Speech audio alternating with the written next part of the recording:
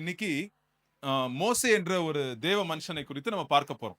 ಈ ದಿನ ನಾವು ಮೋಶೆ ಎಂಬ ದೇವರ ಮನುಷ್ಯನ ಬಗ್ಗೆ ನಾವು ತಿಳಿದುಕೊಳ್ಳಿಕ್ಕೆ ಹೋಗೋಣ. ஸோ மோசே வந்து 20,00,000 பேர எகிப்து நாட்டில இருந்து விடுதலை கொடுத்து ஆண்டவரால நாயகனாக நாயகனாக 20,00,000 பேர எகிப்து தேசத்துல இருந்து கானான் தேசத்துக்கு கூட்டிட்டு போயிட்டு இருக்காரு. ಇಲ್ಲಿ ಮೋಶೆ ದೇವರ ಒಂದು ಕೃಪೆಯಿಂದ ಐಗುಪ್ತ ದೇಶದಲ್ಲಿದ್ದಂತ 20 ಲಕ್ಷ ಜನರನ್ನ ಐಗುಪ್ತ ದೇಶದಿಂದ ಬಿಡುಗಡೆ ಮಾಡಿ ಕಾನಾನ್ ದೇಶಕ್ಕೆ ಕರೆದುಕೊಂಡು ಹೋಗ್ತಾ ಇದ್ದಾನೆ. ஆனா ஒரே ஒரு பிரச்சனை என்னன்னா, மோசே வந்து நல்ல ஆண்டவருக்குள்ள நல்லா க்ளோஸா இருக்காரு. இந்த ஜனங்கள்லாம் வந்துட்டு அப்பப்ப என்ன பண்றாங்க? மோசேய கேள்வி கேட்கிறது, முறுமுறுக்கிறது, ஐயோ எகிப்திலே இருந்தா நல்லா இருந்திருக்குமே அப்படின்னு கம்ப்ளைண்ட் பண்ணிட்டே இருக்கிறாங்க. ಇಲ್ಲಿ ಮೋಶೆ ದೇವರೊಟ್ಟಿಗೆ ತುಂಬಾ ಅನ್ಯೋನ್ಯವಾಗಿದ್ದಾನೆ. ಆದ್ರೆ ಜನರೆಲ್ಲ ಆತನಿಗೆ ಗುಣಗುಟ್ಟುವಂಥದ್ದು, ಅಲ್ಲಿ ಐಗುಪ್ತ ದೇಶದಲ್ಲಿದ್ರೆ ಚೆನ್ನಾಗಿತ್ತಲ್ಲ ಎಂಬುದಂತ ಒಂದು ಅನೇಕ ರೀತಿಯಾದಂತಹ ಗುಣಗುಟ್ಟುವಿಕೆ ವಿಷಯಗಳನ್ನ ಅವರು ಹೇಳ್ತಾನೆ ಇದ್ರು. சோ இன்னைக்கு 2 விதமான ஜனங்கள பார்க்கிறோம். அப்படிதானே? இதுல வந்து முணுமுணுக்குறாங்க, சண்டை போடுறாங்க, பிரச்சனை பண்ணிட்டே இருக்கிறாங்க. அது ஒரு இஸ்ரேல் ஜனங்கள போல ஒரு குரூப். ಇಲ್ಲಿ ನಾವು 2 ರೀತಿಯಾದಂಥ ಗುಂಪುಗಳನ್ನು ನೋಡ್ಬೋದು. ಒಂದು ಗುಣಗುಟ್ಟುವಂಥದ್ದು, ಎಲ್ಲಾ ವಿಷಯಗಳಿಗೆ ಪ್ರಶ್ನೆಗಳನ್ನ ಕೇಳುವಂಥದ್ದು. ಸೊ ಇಂಥದ್ದೊಂದು ಗುಂಪು. அவங்களுக்கு வந்து காரணம் வந்து ஆண்டவர் சொல்றாரு பைபிள்ல. எபிரேயர் 3:16 நீங்க திருப்ப வேண்டாம். அந்த இடத்துல என்னன்னா அவங்களுடைய அவிசுவாசம் தான் இதோட காரணமா. அவங்களுக்கு ஆண்டவர் மேல முழு விசுவாசம் இல்ல. சோ அதனால என்ன பண்றாங்க? கிரம்பிளிங், கம்ப்ளைனிங் இப்படி பண்ணிட்டே இருக்கிறாங்க. ಅವ್ರಿಗೆ ದೇವರ ಮೇಲೆ ತುಂಬಾ ನಂಬಿಕೆ ಇಲ್ಲದಿದ್ದ ಇರೋದ ಕಾರಣದಿಂದಾಗಿ ಅವರು ದೇವರ ವಿರುದ್ಧವಾಗಿ ಅವರು ಗುಣಗುಟ್ಟುವಂಥದ್ದನ್ನ ಮಾಡ್ತಾ ಇರ್ತಾರೆ. ஆனா இன்னைக்கு நம்ம பார்க்க போறது மோசேய குறித்து பார்க்க போறோம். ಈ ದಿನ ನಾವು ಮೋಶೆಯ ಕುರಿತಾಗಿ ನಾವು ಕಲಿಯಲಿಕ್ಕಿದ್ದೇವೆ. மோசே மாத்திரம் எப்படி அவ்வளவு விசுவாசத்தோட இருக்கிறாரு? ಮೋಶೆ ಹೇಗೆ ಅಷ್ಟೊಂದು ವಿಶ್ವಾಸದಿಂದ ಇದ್ದಾನೆ? 20,00,000 பேருக்கு இல்லாத விசுவாசம் மோசே கிட்ட எப்படி இருக்கு? ಆ 20 ಲಕ್ಷ ಜನರಿಗೆ ಇಲ್ಲಿರುವಂತಹ ಒಂದು ವಿಶ್ವಾಸ ಮೋಶೆಗೆ ಹೇಗೆ ಬಂತು? ஏன் மோசே வந்து அந்த ஜனங்கள வந்து ஆண்டவருடைய பலத்துல எப்படி நடத்திட்டு போறார் வனாந்தரத்துக்கு அந்த பக்கம்? ಮೋಶೆ ಅಷ್ಟು ದೇವರ ಒಂದು ಬಲದಿಂದ ಅಷ್ಟೊಂದು ಜನರನ್ನ ಒಂದು ಮರುಭೂಮಿಯಲ್ಲಿ ಹೇಗೆ ನಡೆಸಿಕೊಂಡು ಬಂದ? ஒரு சீக்ரெட்ட இன்னைக்கு கத்துக்க போறோம். ಆ ಒಂದು ರಹಸ್ಯವನ್ನ ಇದನ್ನ ನಾವು ಕಲ್ತ್ಕೊಳ್ಳಿಕ್ಕಿದ್ದೇವೆ. 2 சீக்ரெட் இருக்கு. 2 ರಹಸ್ಯಗಳಿದೆ. நான் வரும்போது நான் சொல்றேன். ஒரு சீக்ரெட் வந்து மோசே வாழ்க்கையில இருந்து கத்துக்க போறோம். இன்னொரு சீக்ரெட் உங்க வாழ்க்கைக்கு நம்ம சொல்ல போறோம். 2 ರಹಸ್ಯಗಳಿದೆ. ಒಂದು ಮೋಶೆಯ ಜೀವಿತದಲ್ಲಿದ್ದಂತ ಒಂದು ರಹಸ್ಯ, ಇನ್ನೊಂದು ನಿಮ್ಮ ಜೀವಿತದಲ್ಲಿದ್ದಂತ ಒಂದು ರಹಸ್ಯ. சோ இன்னைக்கு செய்தியோட தலைப்பு என்னதுன்னா ஆண்டவருடைய மகிமையை அனுபவிப்பது. ಈ ದಿನದ ಒಂದು ತಲೆಬರ ಏನಂತಂದ್ರೆ ದೇವರ ಮಹಿಮೆಯನ್ನ ಅನುಭವಿಸುವಂತದ್ದು. ஆண்டவருடைய மகிமைனா என்ன? ಹಾಗಾದ್ರೆ ದೇವರ ಮಹಿಮೆ ಅಂದ್ರೆ ಏನು? இன்னைக்கு நான் வந்துட்டு அத வந்து நான் சொல்றதுக்கு என்னால வாயால எனக்கு சொல்ல முடியாதுங்க. அந்த அளவுக்கு பயங்கரமானது.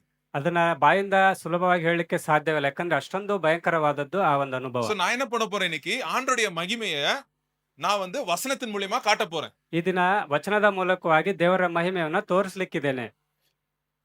அந்த வசனத்தை நீங்க படிக்கும்போது நம்ம நெஞ்செல்லாம் அப்படியே அப்படியே புல்லரிக்கும். ಆ ವಚನಗಳನ್ನ ನಾವು ಓದುವಾಗ ನಮ್ಮ ಮೈಯೆಲ್ಲ ರೋಮಾಂಚನವಾಗುತ್ತೆ. அந்த அளவுக்கு ஆண்டவருடைய மகிமை. ಅಷ್ಟು ಆಳವಾಗಿ ದೇವರ ಮಹಿಮೆ ಇದೆ. சோ அந்த மகிமையை நம்ம என் லைஃப்ல நான் எப்படி அனுபவிக்கிறது இன்னைக்கு? ಅಷ್ಟು ಒಂದು ಮಹಿಮೆಯನ್ನ ನನ್ನ ಜೀವಿತದಲ್ಲಿ ಹೇಗೆ ನಾನು ಅನುಭವಿಸುವುದು? அதான் இன்னைக்கு நம்ம பார்க்க போறோம். ಅದನ್ನೇ ಈ ದಿನ ನಾವು ನೋಡ್ಲಿಕ್ಕಿದ್ದೇವೆ. சரி. இந்த இஸ்ரேல் ஜனங்க என்ன பண்றாங்க? அவங்க அந்த வனாந்திரத்துல இருக்கும்போது ஒரு சீனாய் மலை அப்படின்னு ஒரு மலை கிட்ட வராங்க. ಇಲ್ಲಿ ಇಸ್ರಾಯೇಲ್ ಜನರು ಆ ಮರುಭೂಮಿಯಲ್ಲಿ ನಡೆದು ಬರಬೇಕಾದ್ರೆ ಸೀನಾಯಿ ಅನ್ನುವಂತ ಒಂದು ಬೆಟ್ಟದ ಬಳಿಗೆ ಬಂದಿದ್ದಾರೆ. நீங்க சொல்றேன் நானு. இது வந்து என்னதுன்னா வனாந்திரம். என்ன எங்க பார்த்தாலும் மணல் தான். நாங்க வந்து ஒரு 10 வருஷத்துக்கு முன்னாடி இஸ்ரேல் நாட்டுக்கு போயிருந்தோம். அப்போ வந்து இந்த இடத்துக்கு போயிருந்தோம். இந்த இடத்துல சீனாய் மலைக்கெல்லாம் போயிருந்தோம். சீனாய் மலை அது கீழ எல்லாம் பார்த்தோம். எங்க பார்த்தாலும்ங்க இன்னும் 3500 வருஷம் ஆச்சு. இன்னும் வெறும் மணல் தாங்க அந்த இடத்துல. ಸಹೋದರ 10 ವರ್ಷದ ಹಿಂದೆ ಇಸ್ರಾಯೇಲ್ನ ಈ ಒಂದು ಸಿನಾಯ್ ಬೆಟ್ಟದ ಪ್ರದೇಶಕ್ಕೆ ಹೋಗಿದ್ರು. ಅಲ್ಲಿ ಇವಾಗ್ಲೂ ಕೂಡ ಅಷ್ಟು ವರ್ಷಗಳಿಂದ ಇವಾಗ್ಲೂ ಕೂಡ ಅಲ್ಲಿ ತುಂಬಾ ಮರಳಿನಿಂದ ತುಂಬಿರುವಂತ ಒಂದು ಸ್ಥಳ ಅದಾಗಿದೆ. நாங்க பஸ்ல போயிட்டு இருந்தோம். அந்த அந்த வனாந்திரத்தின் வழியா பஸ்ல போனோம். ஒரு நிமிஷம் வெளிய நிக்க முடியாதுங்க. அந்த அளவுக்கு வெயில். இந்த வரைக்கும் லைஃப்ல வெயில் பார்த்தது. ஒரு நிமிஷம் பஸ் விட்டு வெளிய இறங்கிட்டு வர முடியாது. அந்த அளவுக்கு வெயிலுங்க. ಅವರು ಬಸ್ಸಲ್ಲಿ ಹೋಗ್ತಾ ಇದ್ರು. ಬಸ್ಸನ್ನ ಒಂದು ಕ್ಷಣವೂ ಕೂಡ ಬಸ್ಸಿಂದ ಕೆಳಗಿಳಿದು ಅಲ್ಲಿ ಹೋಗ್ಲಿಕ್ಕೆ ಆಗಲ್ಲ. ಅಷ್ಟೊಂದು ಭಯಂಕರವಾದಂತ ಬಿಸಿಲು ಅಲ್ಲಿತ್ತು.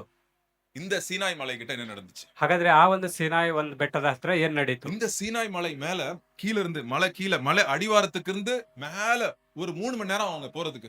3 மணி நேரம் ஆகும். ಆ ಸಿನಾಯಿ ಬೆಟ್ಟದ ಅಡಿಯಿಂದ ಮೇಲೆಗೆ ಹೊರಗೆ ಹೋಗ್ಲಿಕ್ಕೆ ಹೆಚ್ಚು ಕಡಿಮೆ ಒಂದು 3 அவர். 3 ಗಂಟೆ ಸಮಯ ತೆಗೆದುಕೊಳ್ಬಹುದು. சோ அந்த இடத்துல மோசே வந்து அப்பப்போ வந்து ஆண்டவரை போய் மேல போய் சந்திக்கிறாரு. எங்க?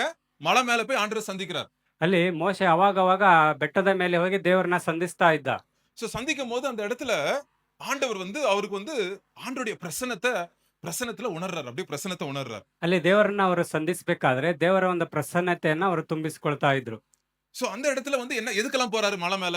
ಹಾಗಾದ್ರೆ ಅವರು ಯಾವ್ದಕ್ಕಾಗಿ ಆ ಒಂದು ಬೆಟ್ಟಕ್ಕೆ ಹೋಗ್ತಾ ಇದ್ರು? சரி நான் ஒரு கேள்வி கேட்கிறேன். அதுக்கப்புறம் நான் அடுத்து சொல்றேன். எத்தனை வாட்டி போயிருப்பாரு மோசே? மோசே சீனாய் மலைக்கு எத்தனை வாட்டி போனாரு? ಮೋಶೆ ಸಿನಾಯಿ ಬೆಟ್ಟಕ್ಕೆ ಎಷ್ಟು ಸಾರೆ ಹೋದ್ರು? இருக்கா? சொல்லுங்க பரவாயில்ல. உங்களை நிக்க வச்சு ஸ்கூல் டீச்சர் மாதிரி சேர் மேலாம் நிக்க விட மாட்டாங்க. சொல்லுங்க பரவாயில்ல. ಮೋಶೆ ಸಿನಾಯಿ ಬೆಟ್ಟಕ್ಕೆ ಎಷ್ಟು ಸಾರೆ ಹೋದ್ರು? சில பேர் 2 வாட்டி சொல்றாங்க. ஓகே வேற? 4 வாட்டி. ஓகே. யாத்திராகமம் 19வது அதிகாரத்துல இருந்து 35வது அதிகாரம் வரைக்கும் நீங்க படிச்சீங்கன்னா வீட்ல படிங்க. இப்ப டைம் இல்ல. 19ல இருந்து 35 யாத்திராகமம். ವಿಮೋಚನೆ ಕಾಂಡ 19ನೇ ಅಧ್ಯಾಯ 30ನೇ ವಚನವನ್ನ இல்ல 30ನೇ ವಚನ ಅಲ್ಲ. 35ನೇ ಅಧ್ಯಾಯ ತನಕ. 35ನೇ ಅಧ್ಯಾಯ ತನಕ ನೀವು ಓದೋದಾದ್ರೆ சுமார் 7ல இருந்து 8 வாட்டி போறாருங்க. ಸುಮಾರು 7ರಿಂದ 8 ಸಾರೆ ಅವರು ಅಲ್ಲಿ ಹೋಗಿದ್ದಾರೆ. நீங்க வந்து வேணும்னா நான் அந்த வசனத்தெல்லாம் உங்களுக்கு அப்புறம் நான் வாட்ஸ்அப் குரூப்ல அனுப்புறேன். எல்லாரும் சர்ச் வாட்ஸ்அப் குரூப்ல இருக்கீங்களா? இல்லனா நீங்க மரியப்பா பாஸ்டர் சொல்லுங்க, அவர் ஆட் பண்ணுவாரு. அந்த வாட்ஸ்அப் குரூப்ல நான் வந்து எப்பலாம் எத்தனை வாட்டி போனாரு மோசே அதெல்லாம் நான் வந்து போடுறேன். அப்புறம் பார்க்கலாம். ಅದನ್ನ ವಾಟ್ಸ್ಆಪ್ ಗ್ರೂಪ್ ಅಲ್ಲಿ ಹಾಕಲ್ಪಡ್ತೇವೆ. ಯಾರೆಲ್ಲ ಆ ಒಂದು ಗ್ರೂಪ್ ಅಲ್ಲಿ ಇಲ್ವೋ ಇವಾಗ ನಿಮ್ಮ ಫೋನ್ ನಂಬರ್ನ ಪಾಸ್ಟರ್ ಹತ್ರ ಕೊಡಿ. ಸೊ ಅದರಲ್ಲಿ ಎಷ್ಟು ಸಾರೆ ಮೋಶೆ ಆ ಒಂದು ಸಿನಾಯಿ ಬೆಟ್ಟಕ್ಕೆ ಹೋದ್ರು ಅನ್ನೋದನ್ನ ತೋರಿಸ್ತೀವಿ. சரி என்னாச்சு? எதுக்கு போறாரு சீனாய் மலைக்கு? ಹಾಗಾದ್ರೆ ಯಾಕೆ ಅವರು ಸಿನಾಯಿ ಬೆಟ್ಟಕ್ಕೆ ಹೋದ್ರು? அங்க ஆண்டவரை வந்து ஆண்டவருடைய பிரசன்னத்துல போய் உட்கார்றாருங்க. ಅಲ್ಲಿ ಹೋಗಿ ದೇವರ ಒಂದು ಪ್ರಸನ್ನತೆಯಲ್ಲಿ ಕುಳಿತುಕೊಳ್ತಾರೆ. அந்த இடத்துல என்ன ஆகுது? ஆண்டவர் அந்த மலை மேல இறங்கி வரும்போது அப்படியே மேகம் அப்படியே வந்து இறங்குதுங்க அப்படியே. ಅಲ್ಲಿ ದೇವರ ಒಂದು ಪ್ರಸನ್ನತೆ ಮೇಲೆ ಬರ್ಬೇಕಾದ್ರೆ ಒಂದು ಮೋಡದ ರೀತಿಯಲ್ಲಿ ಬಂದು ಅಲ್ಲಿ ಇಳಿತಾ ಇದೆ. எப்படி இருக்குன்னு பாப்போமா? ಅದು ಹೇಗಿರುತ್ತೆ ಅನ್ನೋದನ್ನ ನೋಡೋಣ. 19வது அதிகாரம் பாருங்க. 19ನೇ ಅಧ್ಯಾಯ 18 19வது வசனம் படிங்க. 18 இந்த 19 வசனத்தை நீங்க படிக்கணும் எல்லாரும். பைபிள் அதுக்கு தான் நீங்க கொண்டு வரணும். இந்த வாரம் கொண்டு வரலன்னா பரவாயில்ல, நெக்ஸ்ட் வீக் கொண்டு வாங்க. நீங்க பைபிள் நாங்க சொல்லும்போது நீங்க அதை பாருங்க. பைபிளை நீங்க தூக்குங்க, பைபிள் உங்களுக்கு தூக்கும். ದಯವಿಟ್ಟು ನೀವು ಸತ್ಯವೇದನ ಪ್ರತಿ ವಾರ ತೆಗೆದುಕೊಂಡು ಬನ್ನಿ. ಇಲ್ಲಿ ತೋರಿಸುವಂತ ವಚನಗಳನ್ನ ನೀವು ಓದಿ ನೋಡಿ. ನೀವು ಬೈಬಲ್ ಅನ್ನ ಎತ್ತಿದ್ರೆ ಅದು ನಿಮ್ಮನ್ನ ಎತ್ತಿ ಹಿಡಿಯಲ್ಪಡುತ್ತೆ. சரியா? பாருங்க 18வது வசனம் பாருங்க. 19வது அதிகாரம் 18. கர்த்தர் சீனாய் மலையின் மேல் அக்கினியில் இறங்கினபடியால் அது முழுவதும் புகைக்காடாய் இருந்தது. அந்த புகை சூளையின் புகையைப் போல இருந்தது. எழும்பிற்று. மலை முழுவதும் மிகவும் அதிர்ந்தது. எக்கால சத்தம் வர வர மிகவும் பலமாய் தொனித்தது. மோசே பேசினான்.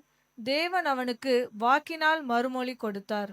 பாருங்க, படிக்கும் போதே பயமா இருக்கு நம்மளுக்கு. ಅದನ್ನ ಓದುವಾಗ್ಲೇ ಭಯ ಉಂಟಾಗುತ್ತೆ. நீங்க எவ்வளவு பேர் மலையெல்லாம் பார்த்திருப்பீங்க? ನೀವೆಲ್ಲರೂ ಎಷ್ಟು ಜನ ಬೆಟ್ಟಗಳನ್ನ ನೋಡಿದೀರಾ? மலை நடுங்கிறத பார்த்திருக்கீங்களா? ಬೆಟ್ಟ ನಡುಗೋದನ್ನ ನೋಡಿದೀರಾ? யாரும் பார்த்திருக்க மாட்டோம். ಯಾರು ನೋಡಿರಲ್ಲ. மலை மேல அப்படியே வந்து மேகம் அந்த அக்கினி மேகம் வந்து இறங்குறத யாரா பார்த்திருக்கிறோமா? ಆ ಒಂದು ಬೆಟ್ಟದ ಮೇಲೆ ಬೆಂಕಿಯ ಒಂದು ಮೋಡ ಬಂದು ಇಳಿಯೋದನ್ನ ನೋಡಿದೀವಾ? எக்கால சத்தத்தை கேட்டிருக்கிறோமா? ಆ ತುತ್ತೂರಿಯ ಧ್ವನಿಯ ಶಬ್ದವನ್ನ ನಾವು ಕೇಳಿದೀವಾ? அத ஜனங்க பார்த்தாங்க. ಅದನ್ನ ಆ ಜನರು ನೋಡಿದ್ರು. 20 லட்சம் பேர் பார்த்தாங்க. ಆ 20 ಲಕ್ಷ ಜನ ನೋಡಿದ್ರು. அப்படியே மலை நடுங்குது அப்படியே. ಆ ಒಂದು ಬೆಟ್ಟ ನಡುಗ್ತಾ ಇದೆ. அப்படி பயங்கரமான இந்த காட்சியின் மத்தியிலே ஒரே ஒரு மனுஷன் மோசே என்ன பண்ணிட்டு இருக்காரு? தேவனோட பேசுறாரு. தேவன் அவரோட பேசுறாருங்க. ಆ ಒಂದು ಮಹಿಮೆಯಲ್ಲಿರಂತ ದೇವರೊಟ್ಟಿಗೆ ಮೋಶೆ ಒಬ್ಬನೇ ಅಲ್ಲಿ ಮಾತಾಡ್ತಾ ಇದ್ದಾನೆ. ஜனங்கெல்லாம் பயந்துடுறாங்க. ಅಲ್ಲಿ ಜನರೆಲ್ಲ ಭಯ ಪಡ್ತಾ ಇದ್ದಾರೆ. உங்களுக்கு பயமாகுமா இல்லையா இத பார்த்தா? ಇದನ್ನೆಲ್ಲ ನೋಡಿದ್ರೆ ನಮಗೂ ಭಯವಾಗುತ್ತಲ್ವಾ? பயம் ஆகுமா இல்லையா? சரி, நீங்கெல்லாம் தைரியசாலி போல. சரி, பயம் ஆகுங்க எல்லாருக்கும். ಖಂಡಿತ ಎಲ್ಲರಿಗೂ ಭಯ ಉಂಟಾಗುತ್ತೆ. சோ உடனே இந்த ஜனங்க இதெல்லாம் பாத்துறாங்க. ಅಲ್ಲಿ ಜನರು ಎಲ್ಲ ನೋಡ್ತಾ ಇದ್ದಾರೆ. பார்த்துட்டு என்ன பண்றாங்க பாருங்க. ಅವರು ನೋಡಿ ಏನ್ ಮಾಡಿದ್ರು? 20வது அதிகாரம் 18வது வசனம் பாருங்க. 20ನೇ ಅಧ್ಯಾಯ 18 யாத்ராகமம் 20வது அதிகாரம் 18வது வசனம். ஜனங்கள் எல்லாரும் இடி முழக்கங்களையும் மின்னல்களையும் எக்கால சத்தத்தையும் மலை புகைகிறதையும் கண்டார்கள். அதை கண்டு ஜனங்கள் பின்வாங்கி தூரத்திலே நின்று மோசேயை நோக்கி நீர் எங்களோட பேசும், நீங்க எங்கிட்ட பேசுங்க, நாங்கள் கேட்போம். நாங்க கேக்குறோம். தேவன் எங்களோட பேசாதிருப்பாராக. தேவன் எங்க கிட்ட பேசக்கூடாது. பேசினால் நாங்கள் செத்து போவோம் என்றார்கள். நாங்கள் செத்து போயிருவோம் அப்படின்னு சொல்றாங்க. சோ இங்க பாருங்க, ஜனங்க உடனே பயந்துறாங்க. அப்படியே ಅಲ್ಲಿ ಜನರೆಲ್ಲ ಭಯ ಪಡ್ತಾ ಇದ್ದಾರೆ. ஐயோ, இது மேகம் சத்தம் அப்படியே மலை நடுங்குது. ஐயோ வேண்டாம், நாங்க தூரம் வந்துடுறோம், மலையில இருந்து நாங்க தூரம் வந்துடுறோம் அப்படின்னு சொல்றாங்க. ಆ ತುತ್ತೂರಿಯ ಶಬ್ದ ಒಂದು ಬೆಟ್ಟ ನಡುಗ್ತಾ ಇದೆ. ಅದನ್ನೆಲ್ಲ ಬೇಡ ಎಂಬುದಾಗಿ ಅವರು ದೂರ ಸರಿದು ನಿಲ್ತಾ ಇದ್ದಾರೆ. அப்ப ಆಂಡவர் என்ன சொல்றாரு? ಅಲ್ಲಿ ದೇವರೇನ್ ಹೇಳ್ತಾ ಇದ್ದಾರೆ? மலை சுத்தி யாரும் வரக்கூடாது. ಆ ಒಂದು ಬೆಟ್ಟದ ಸುತ್ತ ಯಾರು ಬರಬಾರ್ದು. அங்க ஒரு மிருகம் கூட வரக்கூடாது. ಅಲ್ಲಿ ಯಾವುದೇ ಒಂದು ಪ್ರಾಣಿ ಕೂಡ ಬರ್ಕೂಡ್ದು. அந்த நான் வந்து மோசே கிட்ட பேசுற டைம்ல ஒரு மிருகம் வந்து அந்த மலை கிட்ட கால் வச்சுச்சுனா அந்த மிருகம் செத்துரும். ನಾನು ಮೋಶೆ ಜೊತೆಗೆ ಮಾತಾಡುವಾಗ ಯಾವ್ದಾದ್ರು ಒಂದು ಪ್ರಾಣಿ ಬಂದು ಅದನ್ನ ಮುಟ್ಟಿದ್ರೆ ಅದು ಸತ್ತು ಹೋಗುತ್ತೆ. அந்த அளவுக்கு அந்த பரிசுத்தமான ஒரு பர்வதம் சீனாய் பர்வதம். ಅಷ್ಟೊಂದು ಪರಿಶುದ್ಧವಾದಂತ ಒಂದು ಸೀನಾಯಿ ಪರ್ವತ ಅದಾಗಿತ್ತು. சோ ஃபர்ஸ்ட் நான் என்ன சொன்னேன்? இதாங்க ஒரு சீக்ரெட். ஆண்டவருடைய சந்நிதியில இருக்கிறது, ஆண்டவருடைய பிரசன்னத்துல இருக்கிறது, அதோட உலகத்துல வேற எதுவும் பெருசு இல்லங்க. ಹಾಗಾಗಿ ಅದೇ ಒಂದು ಸುಂದರವಾದ ರಹಸ್ಯ ಏನಂದ್ರೆ ದೇವರ ಪ್ರಸನ್ನತೆಯಲ್ಲಿ ಇರುವಂತದ್ದು ಈ ಲೋಕದಲ್ಲಿ ಎಲ್ಲೂ ಸಿಗೋದಿಲ್ಲ. ஏன்னா பாருங்க, இஸ்ரேல் ஜனங்களுக்கெல்லாம் 2 நாள் கீழ்ப்படிறாங்க, 3ஆவது நாள் கீழ்ப்படிய மாட்டேங்கிறாங்க. ಅಲ್ಲಿ ಇಸ್ರಾಯೇಲ್ ಜನರು 2-3 ದಿನ ಅವರು ವಿಧೇಯರಾಗ್ತಾ ಇದ್ದಾರೆ, ಮತ್ತೆ ಅವರು ವಿಧೇಯರಾಗ್ತಾ ಇಲ್ಲ. ஏன்? ஏன் சொல்லுங்க? மோசேக்கு அவங்களுக்கு என்ன வித்தியாசம்? மோசே யாரோட பிரசன்னத்துல இருக்கிறா? ஆண்டவருடைய பிரசன்னத்துல இருக்கிறாரு. ಮೋಶೆಗೂ ಅವ್ರಿಗೆ ಏನ್ ವ್ಯತ್ಯಾಸ ಅಂತಂದ್ರೆ ಮೋಶೆ ದೇವರ ಒಂದು ಪ್ರಸನ್ನತೆಯಲ್ಲಿ ಇದ್ದ. ஒரு வாட்டி பாருங்க, இன்னொரு क्वेश्चन கேக்குறேன். ஓகே, இந்த क्वेश्चन சொல்லுங்க பதிலு. 40 நாள் இரவும் பகலும் மோசே வந்து சீனாய் மலையில இருந்தார். ಇಲ್ಲಿ 40 ದಿನ ಹಗಲು ಇರಳು ಮೋಶೆ ಸೀನಾಯಿ ಬೆಟ್ಟದಲ್ಲಿದ್ದ. 40 நாள் இருந்தார். 40 ದಿನ. எத்தனை வாட்டி 40 நாள் இருந்தார்? ಎಷ್ಟು ಸಾರೆ 40 ದಿನ ಇದ್ರು? கரெக்ட். பிரதர் சொன்ன மாதிரி 3 வாட்டி இருந்தார். ಅವರು 3 ಸಾರೆ ಇದ್ರು. 3 வாட்டி 40 நாள் சாப்பாடும் இல்லாம தண்ணியும் இல்லாம இருந்தாருங்க அவரு. ಅಲ್ಲಿ 3 ಸಾರೆ ಆ ಬೆಟ್ಟದ ಮೇಲೆ ಊಟ ನೀರು ಇಲ್ಲದೆ ಇದ್ದಾರೆ.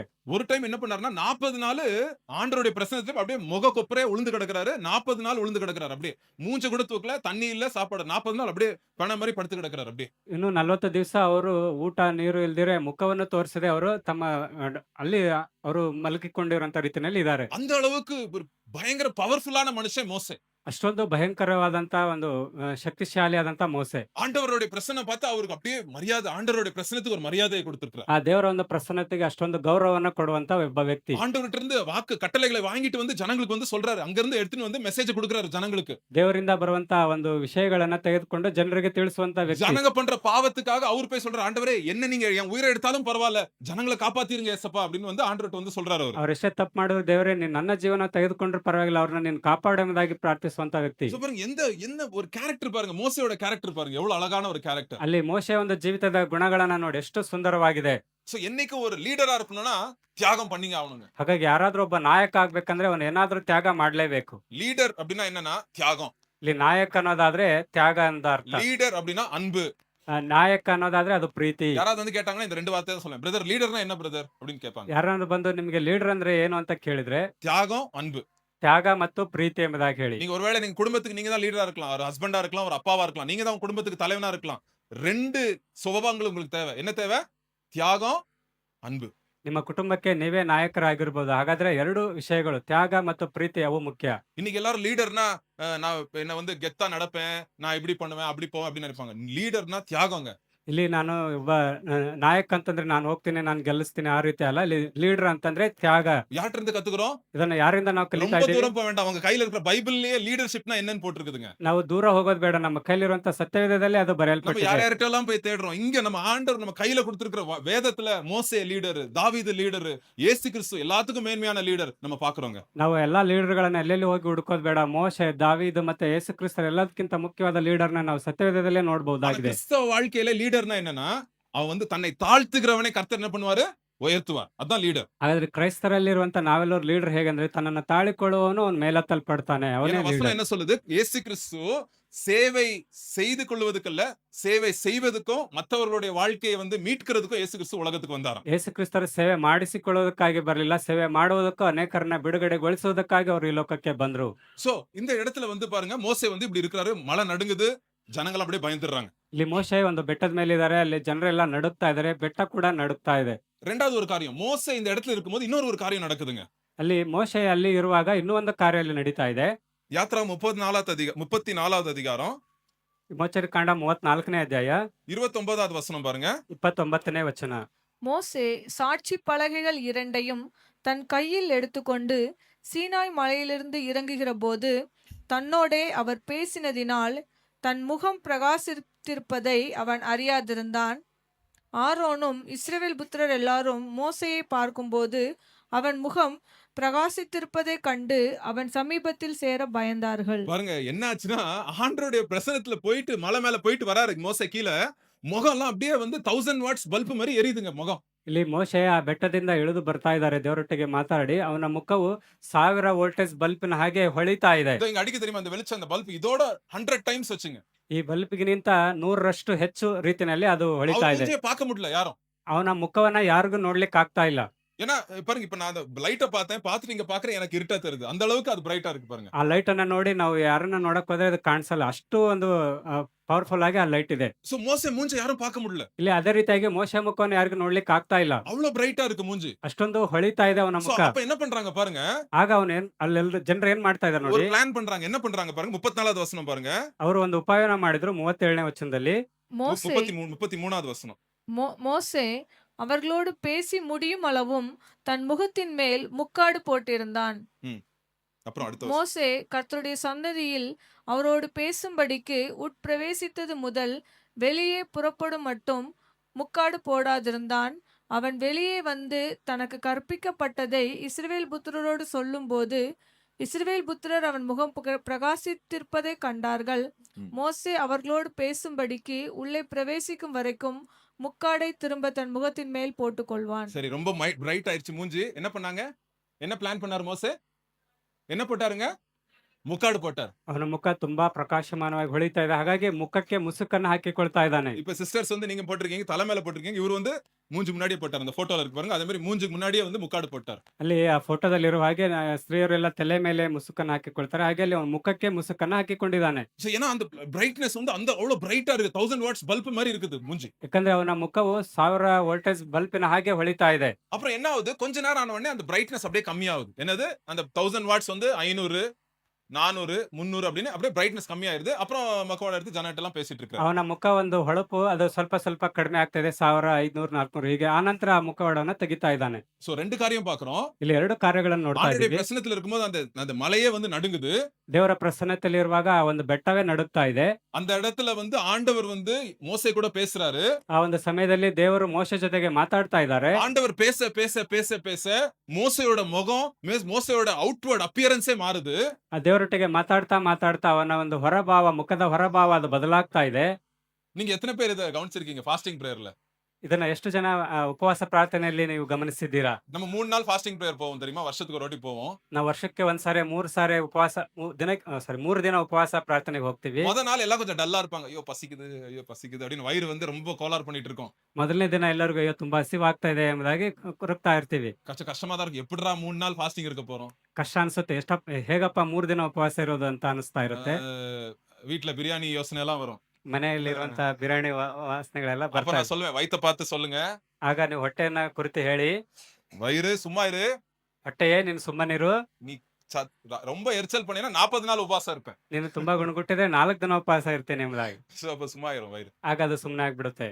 சோ என்ன சொல்ல வரேன்னா, நம்ம 3வது நாள் உபவாச கூட்டத்துல முகமெல்லாம் அப்படியே பிரைட்டா இருக்கும். ಹಾಗಾಗಿ ಆ 3 ದಿನ ಉಪವಾಸ ಪ್ರಾರ್ಥನೆ ಕೂಟದಲ್ಲಿ ನಮ್ಮ ಮುಖವೆಲ್ಲ ಪ್ರಕಾಶಮಾನವಾಗಿರುತ್ತೆ. இத வருஷம் நம்ம பாக்குறோம். ಇದನ್ನ ಪ್ರತಿ ವರ್ಷ ನಾವು ನೋಡ್ತೀವಿ. இன்னும் 2 நாள் உபவாசம் இருந்தா கூட இருப்போம். ಇನ್ನೂ 2 ದಿನ ಬೇಕಾದ್ರೂ ನಾವು ಇರ್ಬೋದು. ஏன்னா ஆண்டவருடைய சாப்பாடு நமக்குள்ள போயிட்டே இருக்குது. ಯಾಕಂದ್ರೆ ದೇವರ ವಾಕ್ಯದ ಒಂದು ಆಹಾರ ನಮ್ಮ ಒಳಗಡೆ ಹೋಗ್ತಾ ஏன்னா ಇರುತ್ತೆ. வேலைக்கு போல, ஃப்ரெண்ட்ஸ் பார்க்கல, போனை பார்க்கல, எதுவும் பார்க்கல, ஆண்டவருடைய பிரசன்னத்துல இருக்கிறோம். நம்மளுக்கு அப்படியே நம்ம சரீரம், நம்ம முகம் எல்லாம் அப்படியே மாறுதுங்க. ನಾವು ಕೆಲ್ಸಕ್ಕೆ ಹೋಗ್ಲಿಲ್ಲ, ಬೇರೆ ಫೋನ್ ಅನ್ನು ಕೂಡ ನೋಡ್ಲಿಲ್ಲ, ಇಲ್ಲಿ ನಾವು ದೇವರ ವಾಕ್ಯದಲ್ಲಿ ಇರೋದ್ರಿಂದ ಅದೆಲ್ಲ ನಮ್ಮ ಹೊಟ್ಟೆ ಒಳಗಡೆ ಹೋಗಿ ದೇವರ ಒಂದು ಪ್ರಸನ್ನತೆ ನಮ್ಮಲ್ಲಿ ಕಾಣಿಸ್ತಾ ಇರುತ್ತೆ. சோ இப்படி மோசே வாழ்க்கை இருந்துச்சுங்க. ಹೀಗೆ ಇಲ್ಲಿ ಮೋಶೆ ಜೀವಿತ ಇತ್ತು. சோ தேவனுடைய மகிமையை மோசே வந்து பார்த்தார். ಅಲ್ಲಿ ದೇವರ ಮಹಿಮೆಯನ್ನ ಮೋಶೆ ನೋಡ್ತಾ ಇದ್ದಾನೆ. ஆனா இன்னைக்கு இது இல்ல மெசேஜ். ಹಾಗಾದ್ರೆ ಮೆಸೇಜ್ ಇದು ಅಲ್ಲ. தேவனுடைய மகிமையை நான் எப்படி பார்க்கிறது என் வாழ்க்கையில? அதான் கேள்வி. ಹಾಗಾದ್ರೆ ಆ ದೇವರ ಮಹಿಮೆಯನ್ನ ನನ್ನ ಜೀವಿತದಲ್ಲಿ ಹೇಗೆ ನಾನು ನೋಡೋದು? ಅದೇ ಒಂದು ಪ್ರಶ್ನೆ ಈ ದಿನ. என்ன பைபிள் சொல்லுது? அதே மகிமை. அப்பனா பைபிள் சொல்லுது, இயேசு கிறிஸ்து நேற்றும் இன்றும் என்றும் என்னவா இருக்கிறாரு? மாறாதவரா இருக்கிறாருல்ல. சோ மோசேக்கு இருக்கிற அந்த அனுபவம் எனக்கு இன்னைக்கு ஆண்டவர் கொடுக்க மாட்டாரா அப்படின்னு நீங்க கேள்வி கேட்கணும். ಅಲ್ಲಿ ಯೇಸು ಕ್ರಿಸ್ತರು ನಿನ್ನೆ, ಇವತ್ತು, ನಾಳೆ ಹೇಗೆ ಅವರು ಬದಲಾಗದೇ ಇರೋರಾಗಿದ್ದಾರೋ, ಹಾಗಾದ್ರೆ ಆ ಒಂದು ಪ್ರಸನ್ನತೆಯನ್ನು ಇವತ್ತು ನಾನು ನಿನ್ನೆ ಹೇಗೆ ಪಡ್ಕೊಳ್ಳುವಂಥದ್ದು? சோ நம்ம எங்க போகணும் பிரதர்? ಹಾಗಾದ್ರೆ ನಾವು ಅದಕ್ಕಾಗಿ ಎಲ್ಲಿಗೆ ಹೋಗ್ಬೇಕು? சரி வாங்க பிரதர், எல்லாம் டிக்கெட் புக் பண்ணிட்டு சீனாய் மலைக்கு போலாம், போய் மேல 40 நாள் மேல போய் இருந்துட்டு வரலாம் அப்படின்னு சொல்ல போறீங்களா? ಹಾಗಾದ್ರೆ ಬನ್ನಿ ಬ್ರದರ್, ನಾವೆಲ್ಲ ಬುಕ್ ಮಾಡಿ ಸಿನಾಯ್ ಬೆಟ್ಟಕ್ಕೆ ಹೋಗೋಣ, ಅಲ್ಲಿ 40 ದಿವಸ ಇದ್ದು ಬರೋಣ ಎಂಬುದಾಗಿ ಹೇಳೋಣ. அப்படியா? இல்ல ಹಾಗಲ್ಲ. இல்ல பாருங்க, ஆண்டவர் வந்து அவருடைய மகிமையை தன்னுடைய பிள்ளைகளுக்கு எப்படி காட்டுவார்ன்றதை நம்ம பார்க்க போறோம். ದೇವರು ತನ್ನ ಮಕ್ಕಳಿಗೆ ಆತನ ಮಹಿಮೆಯನ್ನ ಹೇಗೆ ತೋರಿಸ್ತಾರೆ ಅನ್ನೋದನ್ನ ನಾವು ನೋಡೋಣ. பாருங்க, எபிரேயர் 12வது அதிகாரம் பாருங்க. ಇಬ್ರಿಯ 12ನೇ ಅಧ್ಯಾಯ.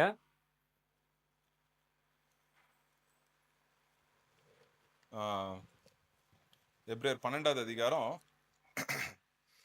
20வது வசனம், 21, 22 படிங்க. மோசேயும் நான் மிகவும் பயந்து நடுங்குகிறேன் என்று சொல்லத்தக்கதாக அந்த காட்சி அவ்வளவு பயங்கரமா இருந்தது. இது சீனாய் மலை பத்தி பேசுறாங்க. ஓகே.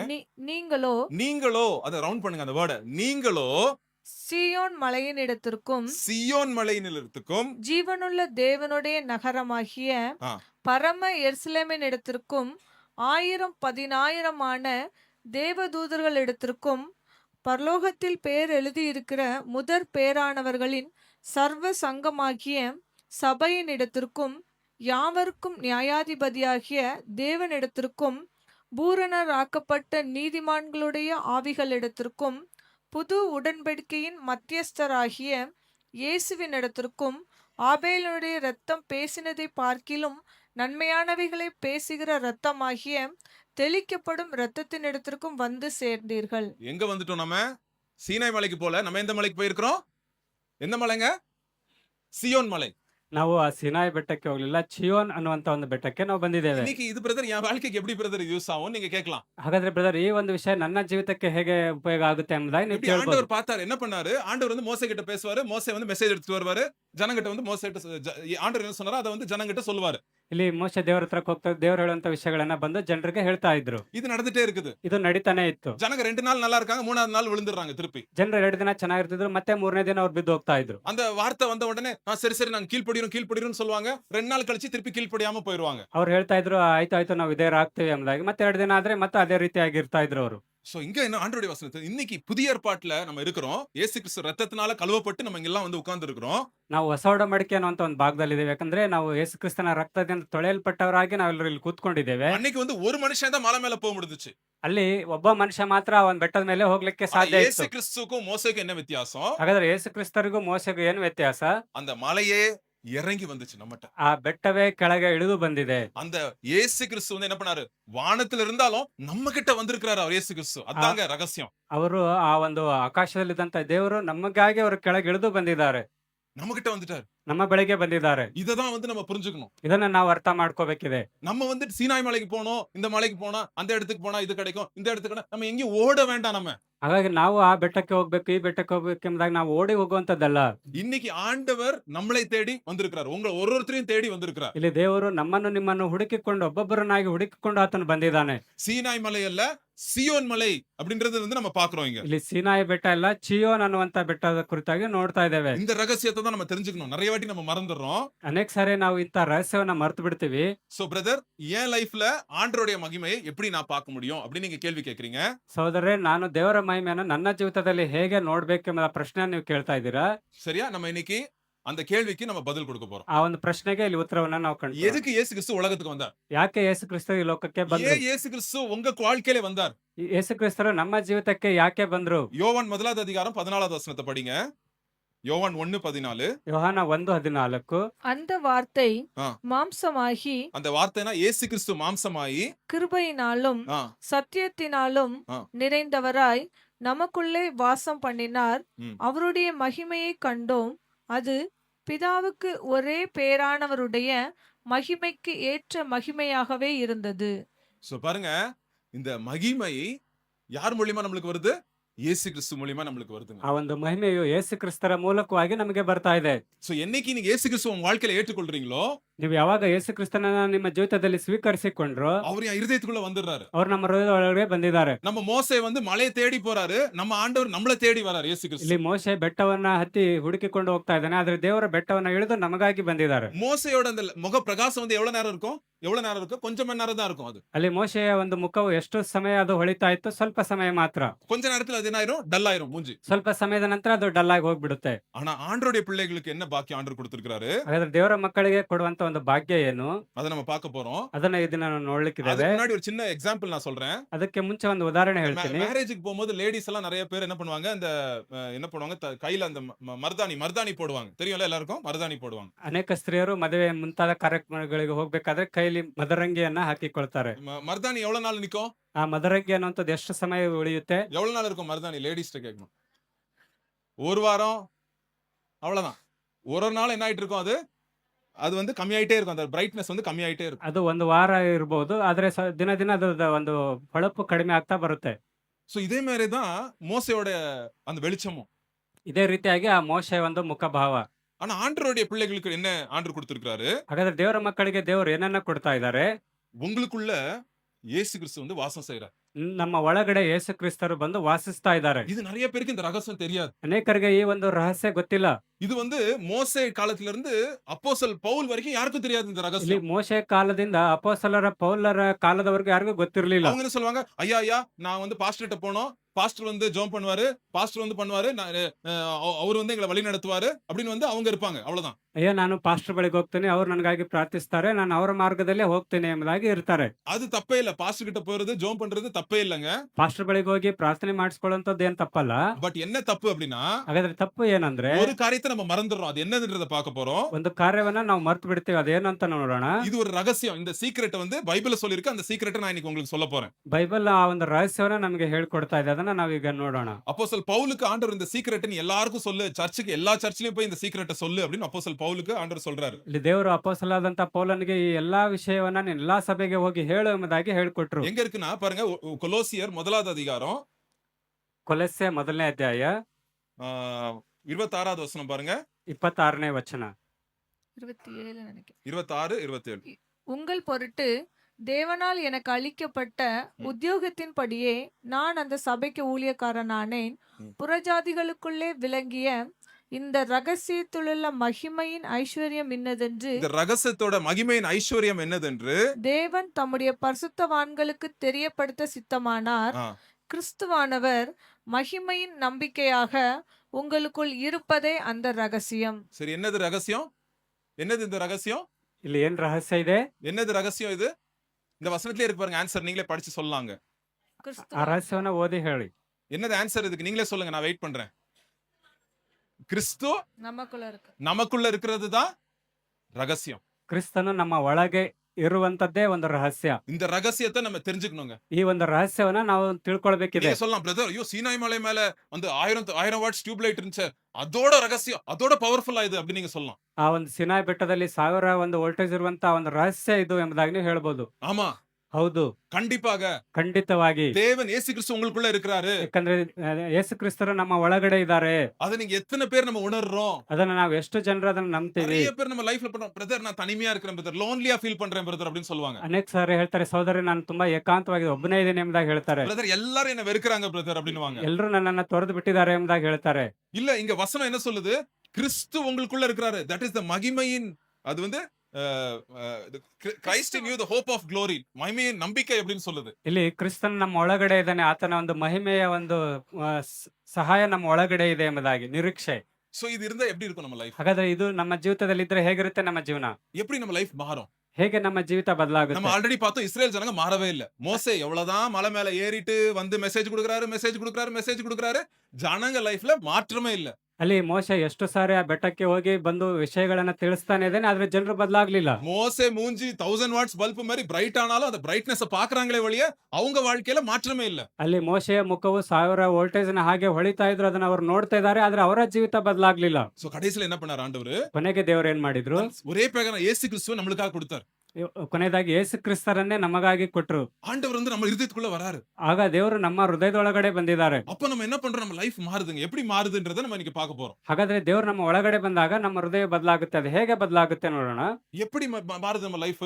ಹಾಗಾದ್ರೆ ನಮ್ಮ ಜೀವಿತ ಹೇಗೆ ஒருவேளை ಬದಲಾಗುತ್ತೆ? இன்னைக்கு வந்திருக்கலாம், பிரதர் எனக்கு இந்த பழக்கத்தை விடவே முடியல, எனக்கு இந்த கெட்ட பழக்கத்தை விடவே முடியல, எனக்கு இந்த சுபாவத்தை எனக்கு இந்த இந்த இந்த சுபாவத்துல எனக்கு விடுதலே இல்லை அப்படி நீங்க சொல்லிட்டு வரலாம் இன்னைக்கு. ಸಹೋದರ, ಈ ಒಂದು ಸ್ವಭಾವ, ಒಂದು ಕೆಟ್ಟ ಚಟಗಳಿಂದ ನನಗೆ ಬಿಡ್ಲಿಕ್ಕೆ ಆಗ್ತಾನೆ ಇಲ್ಲ ಎಂಬುದಾಗಿ ನೀವು ಹೇಳ್ಬಹುದಾಗಿದೆ. ஆனா ஆண்டவர் சொல்றாரு, ಆದ್ರೆ ದೇವರು ಹೇಳ್ತಾ ಇದ್ದಾರೆ, நான் உன்னை நிரப்புறேன், ನಾನು ನಿನ್ನನ್ನ ಬಿಡಿಸ್ತೇನೆ, நீ எனக்கு பர்மிஷன் கொடு, ನೀನ್ ನನಗೆ ಒಂದು ಅವಕಾಶ ಕೊಡು, நீ வந்து உன் இருதயத்தை தொற, ನೀನು ನಿನ್ನ ಹೃದಯವನ್ನು ತೆರೆ, நான் உன்னை மாத்துறேன் அப்படின்னு ஆண்டவர் ನಾನು சொல்றாரு. ನಿನ್ನನ್ನ ಬದಲಿಸ್ತೀನಿ ಎಂಬುದಾಗಿ எப்படி ಹೇಳ್ತಾರೆ. ஆண்டவர் மாத்துறாரு? ಹಾಗಾದ್ರೆ ದೇವ್ರು ಹೇಗೆ ಬದಲಿಸ್ತಾರೆ? நம்ம இதை பார்க்க போறோம். ಈಗ ಅದನ್ನ ನೋಡೋಣ. நம்ம லைஃப்ல வந்து மாற்ற முடியாதது ஆண்டவர் மாத்துவார். ನಮ್ಮ ಜೀವಿತದಲ್ಲಿ ಆಗದೆ ಇರುವಂತದನ್ನ ದೇವರು ಮಾಡ್ಲಿಕ್ಕಿದ್ದಾರೆ. நிறைய வாட்டி நம்ம நினைக்கிறோம், ஐயோ நான் மாறணும், நான் சேஞ்ச் ஆகணும் நினைக்கிறேன், சேஞ்ச் ஆக முடியல ನಾವು நம்ம. ಅನೇಕ ಸಾರಿ ನಾನು ಬದಲಾಗ್ಬೇಕಂತ ಪ್ರಯಾಸ ಪಡ್ತಾ ಇದೀವಿ, ಆದ್ರೂ ಆಗ್ತಾ ಇರಲ್ಲ. இங்க இந்த இஸ்ரேல் ஜனங்கள் போல. ಆದ್ರೆ ನಾವು ಆ ಇಸ್ರಾಯೇಲ್ ಜನರ ರೀತಿಯಲ್ಲಿ ஆனா ஆண்டவர் வந்து என்ன சொல்றாரு? இன்னொரு சீக்ரெட் வச்சிருக்காருல்ல நம்மளுக்குள்ள. ದೇವರು ನಮಗೆ ಇನ್ನೊಂದು ರಹಸ್ಯವನ್ನ ಇಟ್ಟಿದ್ದಾರೆ. என்னதுன்னா, ஏசப்பா நானே வந்து உனக்குள்ள வாழ்றேன். ಅಲ್ಲಿ ಯೇಸು ಸ್ವಾಮಿ ಹೇಳ್ತಾರೆ, ನಾನೇ ನಿಮ್ಮ ಒಳಗಡೆ ಬಂದು எல்லாருக்கும் இந்த ವಾಸಿಸ್ತೇನೆ. வசனம் மனப்பாடமா தெரியுமா? கலாத்தியர் 2வது அதிகாரம் 20வது வசனம் தெரியுமா எல்லாருக்கும்?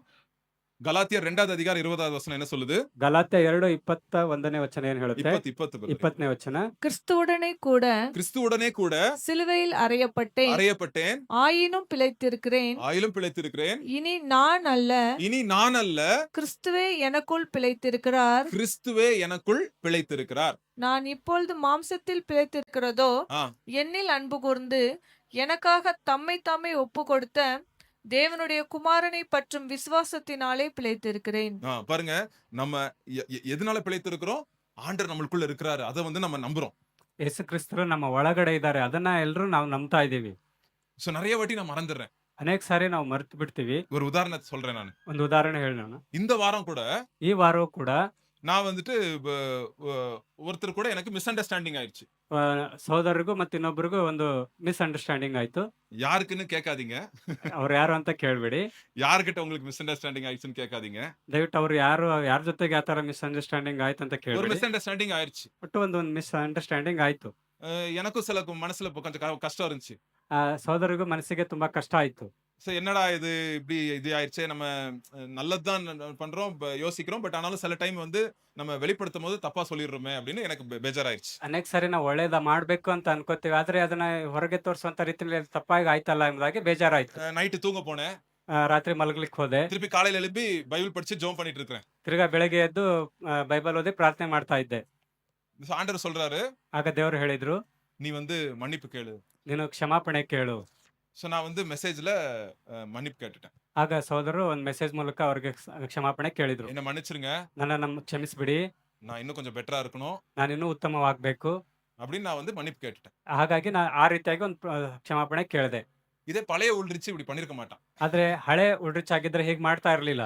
நான் 10 வருஷத்துக்கு முன்னாடி நான் இப்படி பண்ணிருக்க மாட்டேன். 10 ವರ್ಷದ ಹಿಂದೆ ಆಗಿದ್ರೆ ನಾನು ಇದನ್ನ ಕ್ಷಮಾಪಣೆ நான் ಕೇಳ್ತಾ என்ன ಇರ್ಲಿಲ್ಲ. பண்ணிருப்பேன்? ಹಾಗಾದ್ರೆ ನಾನು ಏನ್ ಮಾಡ್ತಾ ಇದ್ದೆ? ஏய், என்ன பாக்கட்டும், நான் பெரிய ஆளா அவங்க பெரிய ஆளா பார்த்தோம் அப்படின்னு யோசிப்பேன். ನಾನ್ ದೊಡ್ಡವನ ಅವ್ರು ದೊಡ್ಡವನ ನೋಡ್ತೀನಿ ಎಂಬುದಾಗಿ ಹೇಳ್ತಾ ಇದ್ದೆ.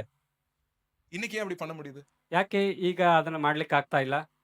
இல்ல மாட முடியுது, ஏன் பண்ண முடியுது? இப்போ ஏன் ಇನ್ನು மன்னிப்பு கேட்க முடியுது? ಯಾಕೆ ಈಗ ನಾನು ಆ ಕ್ಷಮಾಪಣೆ ಕೇಳಲಿಕ್ಕೆ ಸಾಧ್ಯ ಆಯ್ತು? ஏன்னா யாருக்குள்ள இருக்குல்ல, எனக்குள்ள இருக்கிறாரு, ஏசப்பா எனக்குள்ள. ಯಾಕಂದ್ರೆ ಒಳಗಡೆ ಯೇಸು ಕ್ರಿಸ್ತರಿದ್ದಾರೆ. அவர் பவர் தரார். ಅವರು ಒಂದು ಶಕ್ತಿಯನ್ನ ಕೊಡ್ತಾ ಇದ್ದಾರೆ. அவர் எல்லாத்துக்கும் பவர் தரார். ಅವರು ಎಲ್ಲದಕ್ಕೂ ಒಂದು ಶಕ್ತಿಯನ್ನ ಕೊಡ್ತಾರೆ. மன்னிப்பு கேட்கறதுக்கு பவர் தரார். ಆ ಕ್ಷಮಾಪಣೆ ಕೇಳೋದಕ್ಕೆ ಒಂದು ಶಕ್ತಿ ಕೊಡ್ತಾರೆ. கோவத்துல இருந்து விடுதலை ஆகிறதுக்கு பவர் தரார். ಆ ಕೋಪದಿಂದ ಬಿಡುಗಡೆ ಆಗೋದಕ್ಕಾಗಿ ಒಂದು ಶಕ್ತಿ ಕೊಡ್ತಾರೆ. பட்டு பட்டுன்னு கோவம் வந்துடலாம் நம்மளுக்கு. ನಮಗೆ ಸಡನ್ ಆಗಿ ಕೋಪ ಬರ್ತಾ எவ்வளவு ಇರ್ಬೋದು. ட்ரை பண்ணிருப்பீங்க, ஐயோ எனக்கு கோவத்துல இருந்து விடுதலை இல்லையா, ಅಯ್ಯೋ ನಾನು ಈ ಕೋಪದಿಂದ ಬಿಡುಗಡೆ ಇಲ್ವಾ ಎಂಬುದಾಗಿ ನೀವು ಅನ್ಕೊಂಡಿರ್ಬೋದು. ஆனா என்னைக்கு ஆவியானவர் நம்மளுக்குள்ள வராரோ, ಯಾವಾಗ ದೇವರ ಆತ್ಮನು ನಮ್ಮಲ್ಲಿ ಬರ್ತಾರೋ அவர் நம்மள மாத்துறாரு. ಅವ್ರು ನಮ್ಮನ್ನ ಬದಲಿಸ್ತಾರೆ. இந்த வசனத்தை 2 வசனத்தை நீங்க கவனமா பார்க்க போறீங்க. இப்போ நம்ம இந்த வசனத்தை வச்சு தான் இன்னைக்கு மெசேஜ் நான் முடிக்க போறேன். ಹಾಗಾಗಿ 2 ವಚನಗಳನ್ನು ಗಮನವಿಟ್ಟು ಕೇಳಿ, ವಚನವನ್ನು ಹೇಳಿ ನಾನು ವಾಕ್ಯವನ್ನು ಮುಗಿಸ್ತೇನೆ. சோ 2 கொரிந்தியர் 3வது அதிகாரம் 2 ಕೊರಿಂಥ 3ನೇ ಅಧ್ಯಾಯ 17வது வசனம். 17ನೇ ವಚನ. கர்த்தரே ஆவியானவர், கர்த்தரே ஆவியானவர், கர்த்தருடைய ஆவி எங்கேயோ கர்த்தருடைய ஆவி எங்கேயோ அங்கே விடுதலையும் உண்டு. என்ன உண்டு? என்ன உண்டு? விடுதலை உண்டு. ಕರ್ತನ ಆತ್ಮನು ಯಾರಲ್ಲಿದ್ದಾನೋ ಅಲ್ಲಿ ಬಿಡುಗಡೆ ಉಂಟು. இது வந்து இத மாத்த முடியாத சத்தியம் இது. ಇದನ್ನು ಯಾರು ಬದಲಿಸಲು ಆಗದೇ ಇರುವಂತ ಒಂದು ஐயோ ಸತ್ಯ. இல்ல பிரதர், எனக்கு இது சத்தியம் ஒத்து வராது பிரதர், நான் ஒத்துக்க மாட்டேன் பிரதர் அப்படி தயவு செய்து சொல்லாதீங்க. இது சத்தியம். இது ಅಯ್ಯೋ ನಾನು ಇದನ್ನ ನಂಬಲ್ಲ ಬ್ರದರ್, ಇದನ್ನ ನಾನು ಒಪ್ಕೊಳ್ಳಲ್ಲ ಎಂಬುದಾಗಿ ನೀವು ದಯವಿಟ್ಟು ಹೇಳ್ಬೇಡಿ. ಖಂಡಿತವಾಗಿ ಇದೇ ಸತ್ಯ. ஆண்டவருடைய ஆவியானவர் உங்களுக்குள்ள வந்துட்டாருன்னா உங்களை தலைகீழ மாத்திடுவாரு. உங்களை ದೇವರ ಆತ್ಮನು ನಿಮ್ಮ ಒಳಗಡೆ ಬಂದ್ರೆ ಅದನ್ನ ತಲೆ ಬುಡವನ್ನಾಗಿ ತಿರುಗಿಸ್ಲಿಕ್ಕೆ ಸಾಧ್ಯ. எப்படி மாத்துவாரு பிரதர்? ಅದನ್ನ ಹೇಗೆ ಬದಲಿಸ್ತಾರೆ ಬ್ರದರ್? சரி, அடுத்த வசனத்துல பாருங்க, அதுக்கு ஆன்சர் இருக்கு. 18வது வசனம் பாருங்க. 18ನೇ ವಚನದಲ್ಲಿ ಉತ್ತರ ಇದೆ.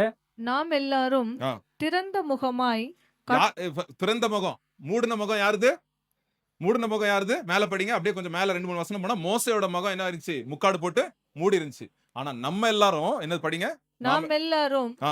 திறந்த முகமாய் திறந்த முகமாய் கர்த்தருடைய மகிமையை கர்த்தருடைய மகிமையை கண்ணாடியிலே காண்கிறது போல கண்டு, கண்ணாடியிலே காண்கிறதை போல கண்டு, ஆவியாயிருக்கிற கர்த்தரால் ஆவியா இருக்கிற கர்த்தரால் அந்த சாயலாக தானே ஆ, மகிமையின் மேல் மகிமை அடைந்து ஆ. மறுரூபப்படுகிறோம். மறுரூபப்படுறோம். இப்போ இது ரொம்ப முக்கியம். இந்த ஒரு வசனத்தை வச்சு இன்னைக்கு நான் முடிக்க போறேன் மெசேஜ். ಈ ಒಂದು ವಚನವನ್ನು ಹೇಳಿ ನಾನು ಮೆಸೇಜ್ ಅನ್ನು ಮುಗಿಸ್ಲಿಕ್ಕಿದ್ದೇನೆ. பிரதர் எப்படி பிரதர் மாறுது? ಹಾಗಾದ್ರೆ ಹೇಗೆ ಬ್ರದರ್ ಬದಲಾಗುವಂತ? எனக்கு ரொம்ப கோவப்படுவேன். இப்ப எனக்கு கோவம் கம்மியாயிட்டு இருக்குது. ನಾನು ತುಂಬಾ ಕೋಪ ಮಾಡ್ಕೊತಾ ಇದ್ದೆ. ಈಗ ಕೋಪ ಕಡಿಮೆ ಆಗಿದೆ. யார் உங்களுக்குள்ள இருக்கிறா? ಹಾಗಾದ್ರೆ ನಮ್ಮ ಒಳಗಡೆ ಯಾರಿದ್ದಾರೆ? ஆவியானவர் இருக்கிறார். கிறிஸ்து எனக்குள்ள வாழ்ந்து கொண்டிருக்கிறாரு. ಪವಿತ್ರಾತ್ಮನು ಮತ್ತು ಕ್ರಿಸ್ತನು ನಮ್ಮ ಒಳಗಡೆ ಇದ್ದಾರೆ. முன்னாடியெல்லாம் எவ்வளவோ ட்ரை பண்ணியிருப்போம் கோவத்தை விடுறதுக்கு. ನಾವು ಕೋಪವನ್ನು ಬಿಡೋದಕ್ಕೆ ಎಷ್ಟೋ ಪ್ರಯತ್ನ ಮಾಡಿದ್ವಿ. இப்போ வந்து ஆண்டவர் வந்து நம்மளுக்குள்ள அவர் வந்து அவருடைய அன்பு நம்மள நெருக்குறதுனால நம்ம வந்துட்டு என்ன பண்றோம் நம்ம வந்து அந்த சுபாவத்துல வெளியே வர்றதுக்கு ஆண்டவர் கிருபை ಆ செய்றார். ದೇವರ ಪ್ರೀತಿ ನಮ್ಮ ಒಳಗಡೆ ಇರೋದ್ರಿಂದ ಆ ಒಂದು ಸ್ವಭಾವದಿಂದ ನಾವು ಹೊರಗೆ ಬರ್ಲಿಕ್ಕೆ ಸಹಾಯ ಆಗಿದೆ. அது எப்படி மாறுது பாருங்க. ಹಾಗಾದ್ರೆ ಅದು ಹೇಗೆ ಬದಲಾಗ್ತಾ ಇದೆ?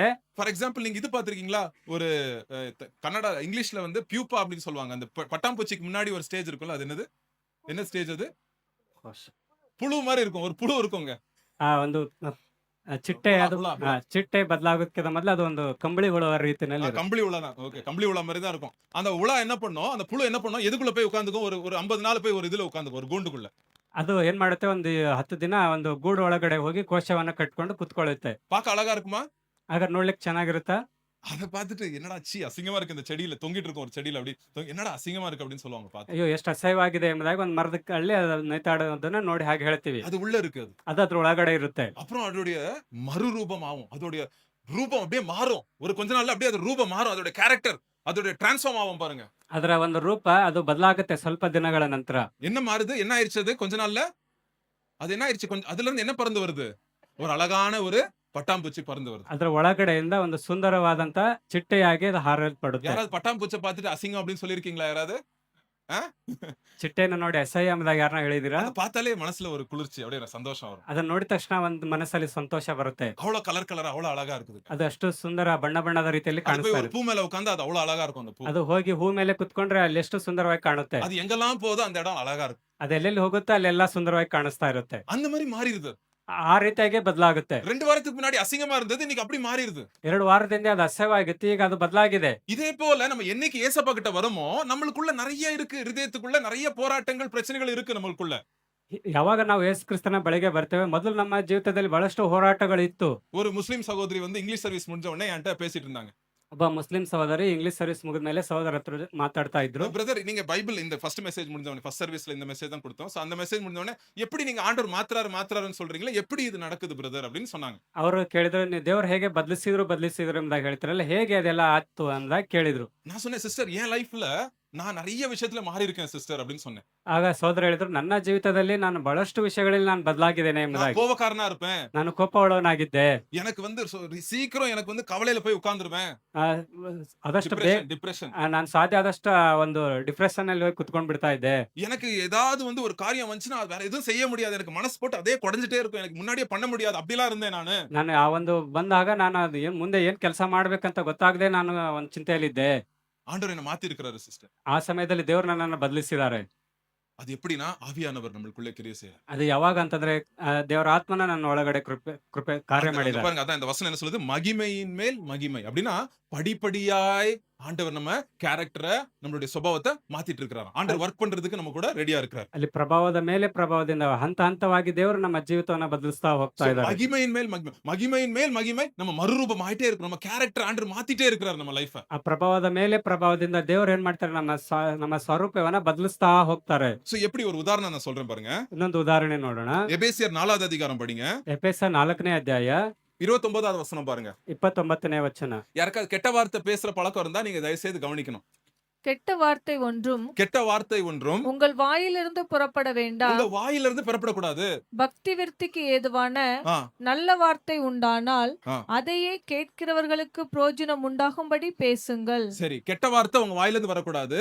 ஒருத்தர் வந்து வாழ்க்கையை மேல தூக்குதுன்னா அந்த மாதிரி வார்த்தைகளே பேசுங்க அப்படின்னு சொல்றாங்க. ಕೆಟ್ಟ ಮಾತು ನಿಮ್ಮ ಬಾಯಿಂದ ಬರಬಾರ್ದು, ಯಾರನ್ನಾದ್ರೂ ಮೇಲೆ ಎತ್ತಬೇಕು ಅನ್ನೋಂತಾಗಿದ್ರೆ ಅಂತ ಮಾತುಗಳನ್ನ ಮಾತಾಡಿ ಎಂಬುದಾಗಿ ಹೇಳ್ತಾ ಇದೆ.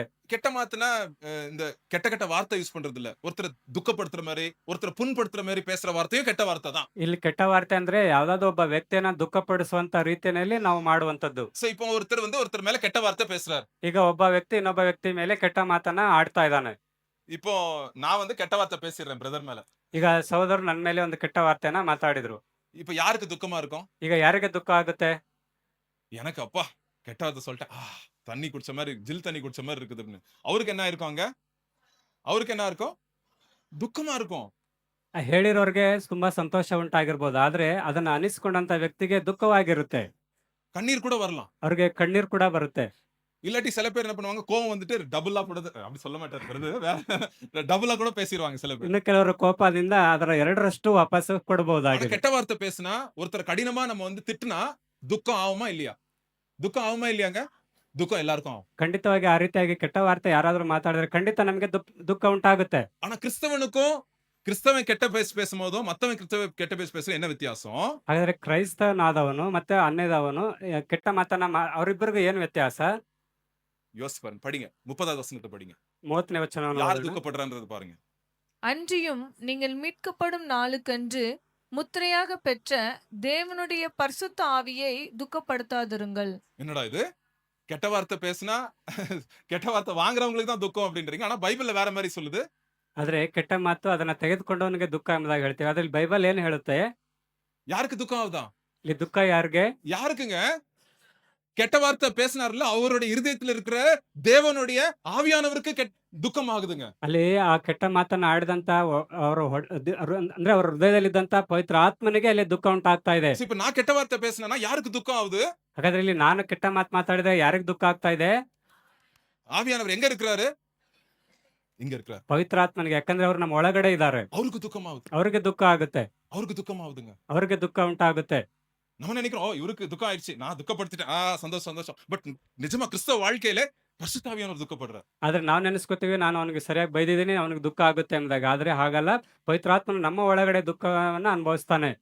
நம்மளுக்கு பிரதர் எனக்கு இப்படி எல்லாம் தெரிஞ்சதே இல்ல பிரதர். நான் எனக்கு வந்து இப்படி ஃபீலே ஆனது இல்ல. நான் திட்டிடுவேன், அவங்க தான் துக்கப்படுவாங்கன்னு நினைச்சேன் பிரதர் அப்படின்னு நீங்க அது- சொல்லலாம். ஏன்? ಆದ್ರೆ ಅನೇಕರು ಹೇಳ್ಬೋದು, ಇಲ್ಲ ಬ್ರದರ್ ನಾನು ಈ ರೀತಿಯಾಗಿ ನೆನೆಸ್ಲಿಲ್ಲ, ಅವ್ರಿಗೆ ನಾನು ಬೈದಿದ್ದೀನಿ, ನನಗೆ ಸಂತೋಷ ಅವ್ರಿಗೆ ದುಃಖ ಅಂತ ನಾನು ಅನ್ಸ್ಕೊಂಡಿದ್ದೆ.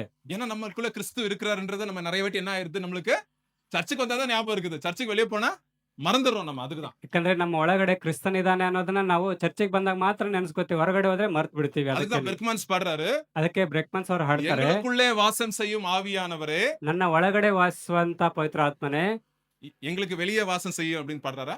இல்ல, எங்களுக்கு உள்ளே வாசம் செய்யும் ஆவியானவரே, ನನ್ನ ಒಳಗಡೆನೆ ವಾಸಿಸು ಪವಿತ್ರ ಆತ್ಮನೇ, இந்த நாளில் உம் சித்தம் போல் நடத்தி செல்லும் ஐயா. ಈ ದಿನ ನಿನ್ನ ಚಿತ್ತಕ್ಕೆ ತಕ್ಕ ಹಾಗೆ ನನ್ನನ್ನು ನಡೆಸುವುದಯ್ಯ சோ ಎಂಬುದಾಗಿ. உடனே என்ன ஆகுது, நான் இப்ப கெட்ட வார்த்தை பேசிட்டேன் பிரதர் மேல. ಈಗ ಸಡನ್ ಆಗಿ ನಾನು ಕೆಟ್ಟ ವಾರ್ತೆಯನ್ನ ಸಹೋದರ ಮೇಲೆ ಮಾತಾಡಿದೆ. உடனே எனக்கு வந்து நான் பைபிள் படிக்க போறேன் அன்னைக்கு, இல்ல அந்த நேரமே ஒரு சில டைம் ஒரு நிமிஷமே போதும், ஒரு நிமிஷம் போதும் ஆவியானவர் பேசுறதுக்கு. ஒரு நிமிஷத்தை ஆவியானவர் சொல்லிடுவாரு, நீ தப்பா பேசிட்ட அப்படின்னு. ஆண்டவர் வந்து நம்மளுக்கு அப்படியே உணர்த்துவார். அது ಅಲ್ಲಿ ಸಡನ್ ಆಗಿ ಪವಿತ್ರಾತ್ಮನ ಮಾತಾಡ್ಲಿಕ್ಕೆ ಪ್ರಾರಂಭಿಸ್ತಾರೆ, ನೀನು ತಪ್ಪಾಗಿ ಮಾತಾಡಿದೆ ಎಂಬುದಾಗಿ. நீ சத்தமா ரைஸ் பண்ணி உன் மனைவி நீ திட்டிட்ட, ನೀನು ತುಂಬಾ ಗಟ್ಟಿಯಾಗಿ ಮಾತಾಡಿ ನನ್ನ ಹೆಂಡತಿಯನ್ನ ಬೈದ್ಬಿಟ್ಟೆ, அவங்க சொல்ல வந்ததை வந்து நீ அப்படியே நசுக்கி போட்ட ಅವ್ರಿಗೆ ಹೇಳ್ಬೇಕಾಗಿರುವಂತದ್ದನ್ನ ನೀನು ಹಾಗೆ ನೀನು ತಳ್ಳಿ ಹಾಕ್ಬಿಟ್ಟೆ. அப்படின்னு ஆவியானவர் உணர்த்துவார். ಹಾಗಾಗಿ ಅಲ್ಲಿ ಪವಿತ್ರಾತ್ಮ ನಮಗೆ ನೆನೆಸ್ತಾರೆ, ஐயோ ஆவியானவரை துக்கப்படுத்திட்டேன். ಅಯ್ಯೋ ನಾನು ಪವಿತ್ರಾತ್ಮನ ದುಃಖ ಪಡಿಸ್ಬಿಟ್ಟೆ. ஒரு காலத்துல நம்ம அதை பத்தி நினைச்சிருக்கே மாட்டோம். ಒಂದ್ ಕಾಲದಲ್ಲಿ ನಾವು ಆ ವಿಷಯದ ಬಗ್ಗೆ ನಾವು ನೆನೆಸಿರ್ಲೇ ಇಲ್ಲ. ஐயோ கிறிஸ்துவோட இருதயத்தை உடைச்சிட்டேனே, ಅಯ್ಯೋ ನನ್ನ ಕ್ರಿಸ್ತನ ಆತ್ಮನನ್ನ ನಾನು ಒಡೆದು ಹಾಕಿದ್ದಲ್ಲ. எவ்வளவு நேசிச்சு அவர் வந்து எனக்குள்ள வாழ்ந்துட்டு இருக்காரு, ಅವ್ರು ಎಷ್ಟು ಪ್ರೀತಿಯಿಂದ ನನ್ನ ಒಳಗಡೆ ವಾಸಿಸ್ತಾ ಇದ್ದಾರೆ, எவ்வளவு என்னை வந்து நடத்தி கொண்டிருக்கிற, எனக்கு பலன் கொடுத்துட்டு இருக்காரு, அவரை நான் துக்கப்படுத்தலாமா? ನನ್ನನ್ನು ನಡೆಸೋದಕ್ಕೆ ಎಷ್ಟು ಬಲವನ್ನ ಕೊಟ್ಟಿದ್ದಾರೆ, ಅಂತವ್ರನ್ನ ನಾನು ದುಃಖ ಪಡಿಸಿದ್ನಲ್ವಾ. நிறைய பேர் சொல்லுவாங்க, உங்க பெத்த அம்மாக்கு நீ வந்து துக்கப்படுத்த முடியுமா? துக்கப்படுத்த மாட்டோம். பெத்த அம்மா வந்து துக்கப்படுத்த ஆசைப்பட மாட்டோம் யாரும். ನಾವ್ಯಾರು ನಮ್ಮ ಹೆತ್ತ ತಾಯಿಗೆ ದುಃಖ ಪಡಿಸೋದಕ್ಕೆ ಆಸೆ ಪಡೋದಿಲ್ಲ. அப்படி ஏதாவது பண்ணிட்டோம்னா உடனே வந்து அம்மாட்ட வந்து மன்னிப்பு கேட்டுருவோம். அம்மா சரி தெரியாம பேசிட்டேம்மா, என்ன மன்னிச்சிருமா அப்படின்னு சொல்லிடுவோம். ಒಂದ್ ವೇಳೆ ನಾವು ಹಾಗೇನಾದ್ರು ಮಾತಾಡಿದ್ರೆ ಸಡನ್ ಆಗಿ ಬಂದು ತಾಯಿ ಹತ್ರ ಕ್ಷಮಾಪಣೆ ಕೇಳ್ಬಿಡ್ತೇವೆ, ಅಮ್ಮ ತಪ್ಪಾಯ್ತು ಕ್ಷಮಿಸು ಎಂಬುದಾಗಿ. ஏன் மன்னிப்பு கேட்கிறோம்? ಯಾಕೆ ಕ್ಷಮಾಪಣೆ ಕೇಳ್ತೀವಿ?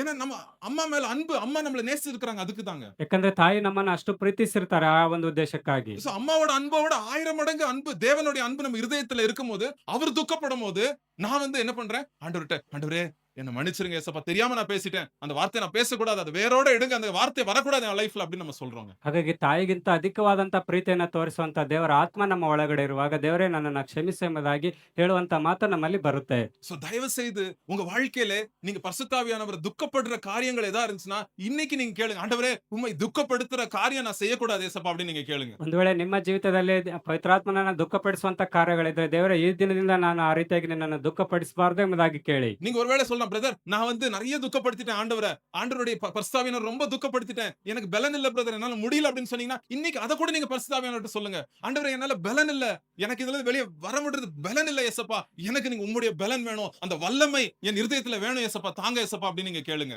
ನೀವು ಅಯ್ಯೋ ಬ್ರದರ್ ಸಹೋದರ, ನಾನು ಬಹಳಷ್ಟು ದೇವರನ್ನ ದುಃಖ ಪಡಿಸ್ಬಿಟ್ಟಿದ್ದೇನೆ, ಈಗಾಗಲೇ ನಾನು ಅದರಿಂದ ಹೊರಗೆ ಬರಕ್ ಆಗ್ತಾ ಇಲ್ಲ ಎಂಬುದಾಗಿ ನೀವು ದೇವರನ್ನ ಕೇಳೋದಾದ್ರೆ ಖಂಡಿತವಾಗಿ ನೀವು ಹೋಗಿ ದೇವರ ಹತ್ರ ಕೇಳ್ಕೊಂಡ್ರೆ ಖಂಡಿತ ದೇವರು ನಮ್ಗೆ ಸಹಾಯ இதுக்கு தாங்க ಮಾಡ್ತಾರೆ. சர்ச் ரொம்ப முக்கியம். ಹಾಗಾಗಿ ಈ ಒಂದು ಸಭೆ ಅದಕ್ಕಾಗಿ ತುಂಬಾ ಮುಖ್ಯ. ಈ ಸಭೆ இல்ல, எந்த சர்ச்சும் ரொம்ப முக்கியம். எதுக்கு சர்ச் முக்கியம் அப்படின்னு சொல்றேன் பாருங்க, கவனிங்க. ಹಾಗಾದ್ರೆ ಸಭೆ ಯಾಕೆ ಮುಖ್ಯ ಎಂಬುದಾಗಿ சபையிலே யார் வந்து இறங்குறா?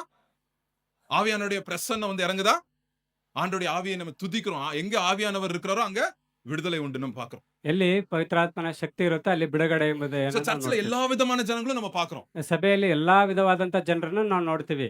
எல்லாரும் ஆண்டோடைய மகிமையை உணர்ற ஜனங்கள் இருக்க மாட்டாங்க சர்ச்ல. ಸಭೆಯಲ್ಲಿ ಎಲ್ಲರೂ ದೇವರ ಒಂದು ಮಹಿಮೆಯನ್ನ ಅನುಭವಿಸುವಂತವ್ರು ಇರೋದಿಲ್ಲ.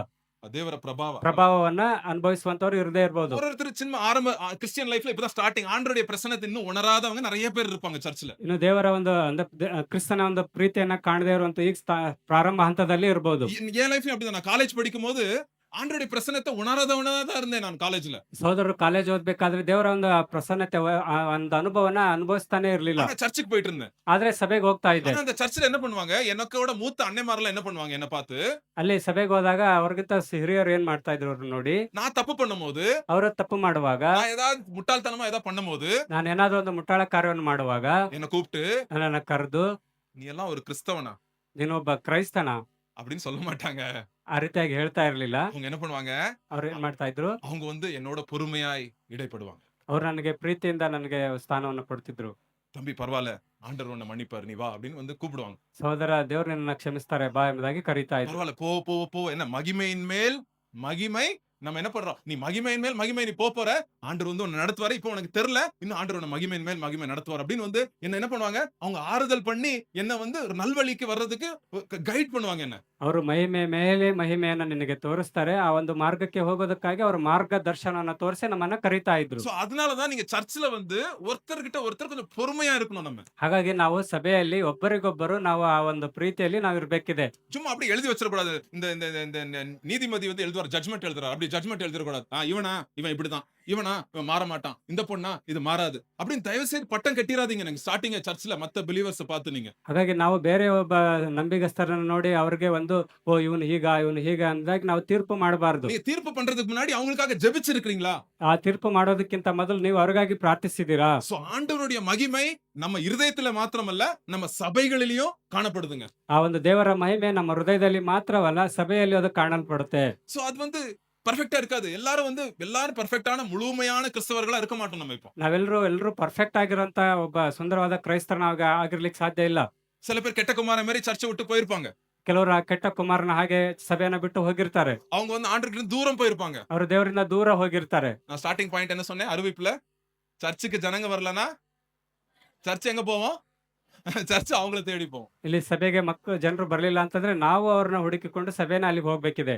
சோ நம்ம என்ன பண்றோம், ஜெபிச்சிட்டே இருக்கோம் அவங்களுக்காக. ಹಾಗಾಗಿ ನಾವು ಅವ್ರಿಗಾಗಿ ಪ್ರಾರ್ಥಿಸ್ತಾನೆ ಇರ್ತೀವಿ. மோசே ஆண்டவருடைய மகிமை, மோசே வந்து மலை மேல போயிட்டு யாருக்காக ஜெபம் பண்ணிட்டு இருந்தாரு? ಇಲ್ಲಿ ಮೋಶೆ ಆ ಒಂದು ಬೆಟ್ಟದ ಮೇಲೆ ಹೋಗಿ ಯಾರಿಗಾಗಿ ಪ್ರಾರ್ಥಿಸ್ತಾ ಇದ್ದ? என் ஃபேமிலி ஆசீர்வதிங்க, நான் பெரிய ஆளா ஆயிரணும், நான் சூப்பர் லீடர் ஆயிரணும், நான் அப்படியே நான் இன்னும் பெரிய பராக்கிரமம் பண்ணணும். ஒன்னும் அப்படியெல்லாம் ஜெபிக்கவே இல்லை. ಅವನು ನನ್ನ ಕುಟುಂಬಕ್ಕಾಗಿ, ತನ್ನ ಕುಟುಂಬಕ್ಕಾಗಿ ತಾನು ಇನ್ನೂ ಒಬ್ಬ ದೊಡ್ಡ ವ್ಯಕ್ತಿ ಆಗ್ಬೇಕೆಂಬುದಾಗಿ ಆ ರೀತಿಯಾಗಿ ಅವ್ರು ಪ್ರಾರ್ಥಿಸಲೇ ಇಲ್ಲ. மோசேக்கு தெரியும் அவங்க ஃபேமிலியை ஏசப்பா பாத்துக்குவாரு அப்படின்னு. ಮೋಶೆಗೆ ಗೊತ್ತಿತ್ತು ನನ್ನ ಕುಟುಂಬನ ದೇವ್ರು ನೋಡ್ಕೋತಾರೆ ಎಂಬುದಾಗಿ. எதுக்காக அங்க போய் தரையில் 40 நாள் மூஞ்சே தூக்காம மண்ணோட மண்ணா 40 நாள் சாப்பிடாம தண்ணி குடிக்காம படுத்து கிடக்குறாரு? எதுக்கு? ಆ 40 ದಿವಸ ನೀರು ಆಹಾರ ತಿನ್ನಿದಿರ ಮಣ್ಣಲ್ಲಿ ತನ್ನ ಮುಖವನ್ನು ಒತ್ತಿ ಅವ್ರು ಮಲ್ಕೊಂಡಿದ್ದಾರೆ. ಅದು ಯಾಕೆ? எதுக்கு? அந்த ஜனங்களுக்கு ஆண்டவரே இந்த 20 லட்சம் ஜனங்களும் காப்பாற்றப்படணும் ஏசப்பா அப்படின்னு வந்து மன்றாடுற கண்ணீரோடு ஆண்டவர்கிட்ட போய் கேட்கிறார். ಆ 20 ಲಕ್ಷ ಜನರು ಅವರು ರಕ್ಷಣೆಗೆ ಬರ್ಬೇಕು ಎಂಬುದಾಗಿ ಅವರು ಆ ಒಂದು ಕಣ್ಣೀರಲ್ಲಿ ದೇವರ ಹತ್ರ ಕೇಳ್ಕೊತಾ ಇದ್ದಾರೆ. நம்ம சர்ச்சும் தான். ಅದೇ ರೀತಿಯಾಗಿ ನಮ್ಮ ಸಭೆ ಕೂಡ ஒருத்தர் பாவம் பண்ணா நம்ம அவங்களுக்காக கண்ணீர் வடிக்கணும். ಯಾರಾದ್ರೂ ಪಾಪ ಮಾಡಿದ್ರೆ ಅವ್ರಿಗಾಗಿ ನಾವು ಕಣ್ಣೀರು ಇಡಬೇಕಿದೆ. ஐயோ ஆண்டவரே சீக்கிரம் உம்முடைய வல்லமை போய் அவன் இருதயத்துல வர்க் பண்ணி அவனை திருப்பி கூட்டி வரணும் சர்ச்சுக்கு. ದೇವರೇ ಬೇಗನೆ ಅವರ ಹೃದಯದಲ್ಲಿ ಕಾರ್ಯ ಮಾಡಿ ಅವ್ರನ್ನ ಸಭೆಗೆ ಬರಮಾಡು ಎಂಬುದಾಗಿ. ஆண்டவரே அவன் கடினமான இருதயம் மெதுவாக மாறணும் ஆண்டவரே. ಅವರ ಕಠಿಣವಾದ ಹೃದಯ ಅದು ಮೃದುವಾಗಬೇಕು ದೇವರೇ. ஆண்டவரே அவங்க வந்து இப்படி பேசிடுறாங்க, துக்கப்படுத்துறாங்க மத்தவங்கள, ஆண்டவரே அந்த சுபாவம் மாறணும் ஆண்டவரே. ಅವರು ಇತರರನ್ನ ದುಃಖಪಡಿಸ್ತಾ ಇದ್ದಾರೆ, ಅವರ ಸ್ವಭಾವ ಬದಲಾಗಬೇಕು ದೇವರೇ. ஆண்டவரே கேலி கிண்டல் பண்றாங்க, மத்தவங்கள பார்த்து கேலி கிண்டல் பண்றாங்க, அந்த கேலி கிண்டல் சுபாவத்துல நாங்க விடுதலை ஆகணும் ஆண்டவரே. ಅವ್ರು ಬೇರೆಯವ್ರ ನೋಡಿ ಗೇಲಿ ಮಾಡ್ತಾ ಇದ್ದಾರೆ. ಅವರ ಒಂದು ಆ ಸ್ವಭಾವ ಬದಲಾಗಬೇಕು ದೇವ್ರೆ. ஆண்டவரே இவங்களுக்கு இந்த கெட்ட பழக்கம் இருக்கு. இந்த கெட்ட பழக்கத்துல விடுதலை ஆகணும் ஆண்டவரே. ಅವರಿಗೆ ನನಗೆ ಇಂಥ ಒಂದು ಕೆಟ್ಟ ಅಭ್ಯಾಸ ಇದೆ, ಅದರಿಂದ ನನಗೆ ಬಿಡುಗಡೆ ಆಗ್ಬೇಕು ದೇವ್ರೆ. ஏன்னா அன்னைக்கு மோசே சீனாய் மலைக்கு மேல போனாரு. இன்னைக்கு ஆண்டவர் நம்ம இருதயத்துல இருக்கிறதுனால அவருடைய மகிமையின் மேல் மகிமை நம்ம வளர்றதுனால நம்ம என்ன பண்றோம், கூட இருக்கிறவங்களுக்கெல்லாம் நம்ம ஜெபிக்கிறோம் சர்ச்ல. ಅಲ್ಲಿ ಅಂದು ಮೋಶೆ ಸಿನಾಯಿ ಬೆಟ್ಟಕ್ಕೆ ಹೋದ್ರು. ಆದ್ರೆ ದೇವರು ಆ ಬೆಟ್ಟದಿಂದ ನಮಗಾಗಿ ಇವರು ಇಳಿದು ಬಂದಿದ್ರಿಂದ ನಾವು ಎಲ್ಲರೂ ಸೇರಿ ಆ ಒಂದು ಪ್ರೀತಿಯನ್ನ ನಾವು ಅನುಭವಿಸಬೇಕಿದೆ. இதாங்க கிறிஸ்தவ வாழ்க்கை, சூப்பரான வாழ்க்கை. ಅದೇ ಒಂದು ಕ್ರೈಸ್ತರ ಜೀವನ, ಅದೇ ಸೂಪರ್ ಆದಂತ ಒಂದು டெய்லி ಜೀವನ. மாறிட்டே இருக்கிறோம் நம்ம. ನಾವು ಪ್ರತಿದಿನ ಬದಲಾಗ್ತಾನೆ ஆண்டவர் ಹೋಗ್ತೀವಿ. நம்மள மாத்திட்டே இருக்கிற நம்ம இருதயத்தை. ದೇವರು ನಮ್ಮ ಹೃದಯನ ಬದಲಿಸ್ತಾನೆ ಹೋಗ್ತಾ அதான் ಇರ್ತಾರೆ. ஆண்டவருடைய வசனத்தை கேட்க கேட்க கேட்க கேட்க நம்ம இருதயம் அப்படியே சேஞ்ச் ஆயிட்டே இருக்குது. ದೇವರ ವಾಕ್ಯಗಳನ್ನ ಕೇಳ್ತಾ ಕೇಳ್ತಾ ಕೇಳ್ತಾ ನಮ್ಮ ಹೃದಯ ಬದಲಾಗ್ತಾ ஆண்டவருடைய ಹೋಗುತ್ತೆ. வசனத்தை கேட்க கேட்க நம்ம முகம் அப்படியே பிரகாசமா வருது. ದೇವರ ವಾಕ್ಯಗಳನ್ನ ಕೇಳ್ತಾ ಕೇಳ್ತಾ ನಮ್ಮ ಮುಖವು காலையிலே ಪ್ರಕಾಶಮಾನವಾಗಿರುತ್ತೆ. எழும்பின உடனே பைபிள் எடுத்து படிக்க படிக்க படிக்க நம்ம லைஃப் அப்படியே மாறிட்டே இருக்குது கொஞ்சம் கொஞ்சமா. ಪ್ರತಿದಿನ ಬೆಳಿಗ್ಗೆ ಎದ್ದ ತಕ್ಷಣ ನಾವು ವಾಕ್ಯವನ್ನು ಓದುವಾಗ ನಮ್ಮ ಜೀವಿತ ಬದಲಾಗ್ತಾನೆ ಹೋಗ್ತಾ சோ ಇರುತ್ತೆ. பொறுமையா இருங்க. ಹಾಗಾಗಿ ಆ ಒಂದು ವಿಷಯದಲ್ಲಿ ನೀವು சில ಹೆಮ್ಮೆಯಿಂದ ಇರಿ. சில பேர் சீக்கிரம் ஆண்டவர்கிட்ட வந்துருவாங்க. ಇನ್ನು ಕೆಲವರು ಬೇಗನೆ ದೇವರ ಬಳಿಗೆ ಬಂದ್ಬಿಡ್ತಾರೆ. சில பேர் வருஷ கணக்கா வரைய மாட்டாங்க. ಇನ್ನು ಕೆಲವರು ವರ್ಷ ಆದ್ರೂ ಬರೋದೇ ಇಲ್ಲ. நீங்க மனசு இழந்துராதீங்க. ಅದನ್ನ ನೀವು ಮನಸ್ಸನ್ನ ಹಾಳು ಮಾಡ್ಕೋಬೇಡಿ. பைபிள் சொல்றது நன்மை செய்கிறதிலே என்ன ஆயிராதீங்க, சோர்ந்து போயாதீங்க அப்படின்னு சொல்லுது. ಒಳ್ಳೆದನ್ನ ಮಾಡೋದ್ರಲ್ಲಿ ನೀವು ಸೋತು ಹೋಗ್ಬೇಡಿ ಎಂಬುದಾಗಿ ವಾಕ್ಯ ಹೇಳುತ್ತೆ. ஆண்டவருடைய மகிமை மேல் நம்பிக்கை வைங்க. ದೇವರ ಒಂದು ಮಹಿಮೆ ಮೇಲೆ ನೀವು ನಂಬಿಕೆ ಇಡಿ. ஆண்டவரே மாறுவாங்க ஆண்டவரே அவங்க. ದೇವರೇ ಅವರು ಬದಲಾಗ್ತಾರೆ. ದೇವರೇ இந்த பிள்ளைங்க மாறும் ஆண்டவரே. ಈ ಮಗು ಒಂದು ಬದಲಾಗುತ್ತೆ. இந்த ஃபேமிலி மாறும். ಈ ಒಂದು ಕುಟುಂಬ இந்த ಬದಲಾಗುತ್ತೆ. பிரதர் இந்த கெட்ட பழக்கத்துல இருக்காரு, இவர் மாறுவாரு. ಈ ಸಹೋದರ ಅವ್ರು ಕೆಟ್ಟ ಅಭ್ಯಾಸದಲ್ಲಿ ಅವರು ಬದಲಾಗ್ತಾರೆ. டெய்லி சர்ச்சில் தெரிஞ்சவங்க பேர் ஒரு 5 பேர் வச்சுங்க. வச்சுட்டு காலையிலேயே அந்த 5 பேருக்காக ஒரு 20 நிமிஷம் நீங்க உங்களுக்காக 40 நிமிஷம் ஜெபம் பண்ணுங்க. 20 நிமிஷம் அந்த பிரதருக்காக அந்த சிஸ்டருக்காக ஜெபம் பண்ணுங்க நீங்க. ಯಾರಾದ್ರೂ ಒಂದು ಇಂಥ ಸಹೋದರ ಒಂದು 5 ಹೆಸರುಗಳನ್ನ ತೆಗೆದುಕೊಂಡು ನಿಮಗಾಗಿ 40 ನಿಮಿಷ ಮಾತಾಡಿ ಅಟ್ಲೀಸ್ಟ್ ಅವ್ರಿಗಾಗಿ ಒಂದು 20 ನಿಮಿಷ ಆದ್ರೂ ನೀವು ದೇವರ ಹತ್ರ ನೀವು ಅವ್ರಿಗಾಗಿ அவங்க ಪ್ರಾರ್ಥಿಸಿ. ஆண்டவரே அவங்க நம்பிட்டு இருக்கிற பொய்யெல்லாம் ஆண்டவரே நீங்க காட்டுங்க, பொய்ன்னு காட்டுங்க ஆண்டவரே அப்படின்னு ಅವರು சொல்லுங்க. ನಂಬಿರುವಂತ ಅನೇಕ ವಿಷಯಗಳು ಸುಳ್ಳು ಎಂಬುದನ್ನ ನೀವು ತೋರಿಸಿ ದೇವರೇ. உங்களுடைய சத்தியம் வந்து அவங்க வாழ்க்கையில வந்து அப்படியே இருதயத்துல வந்து இறங்கணும் ஆண்டவரே, நீங்க ஜெபம் பண்ணுங்க. ನಿಮ್ಮ ಸತ್ಯ ಅವರ ಹೃದಯದಲ್ಲಿ ಬಂದು ಇಳಿಬೇಕೆಂಬುದಾಗಿ ನೀವು ಪ್ರಾರ್ಥಿಸಿ. ஏதோ பொருள் பின்னாடி, பொண்ணு பின்னாடி, பையன் பின்னாடி ஓடிட்டு இருக்காங்க. ஆண்டவரே உன் பின்னாடி ஓடி வரணும், அப்படி மாத்துங்க ஆண்டவரேன்னு சொல்லுங்க. ಅವರು ಯಾವ್ದೋ ಒಂದು ಆಸ್ತಿ ಹುಡುಗ ಹುಡುಗಿಯ ವಿಷಯದಲ್ಲಿ ಅವರು ಓಡಿ ಹೋಗ್ತಾ ಇದ್ದಾರೆ. ಅವರು ನಿನ್ನ ಬಳಿಗೆ ಬರಬೇಕು ದೇವರೇ.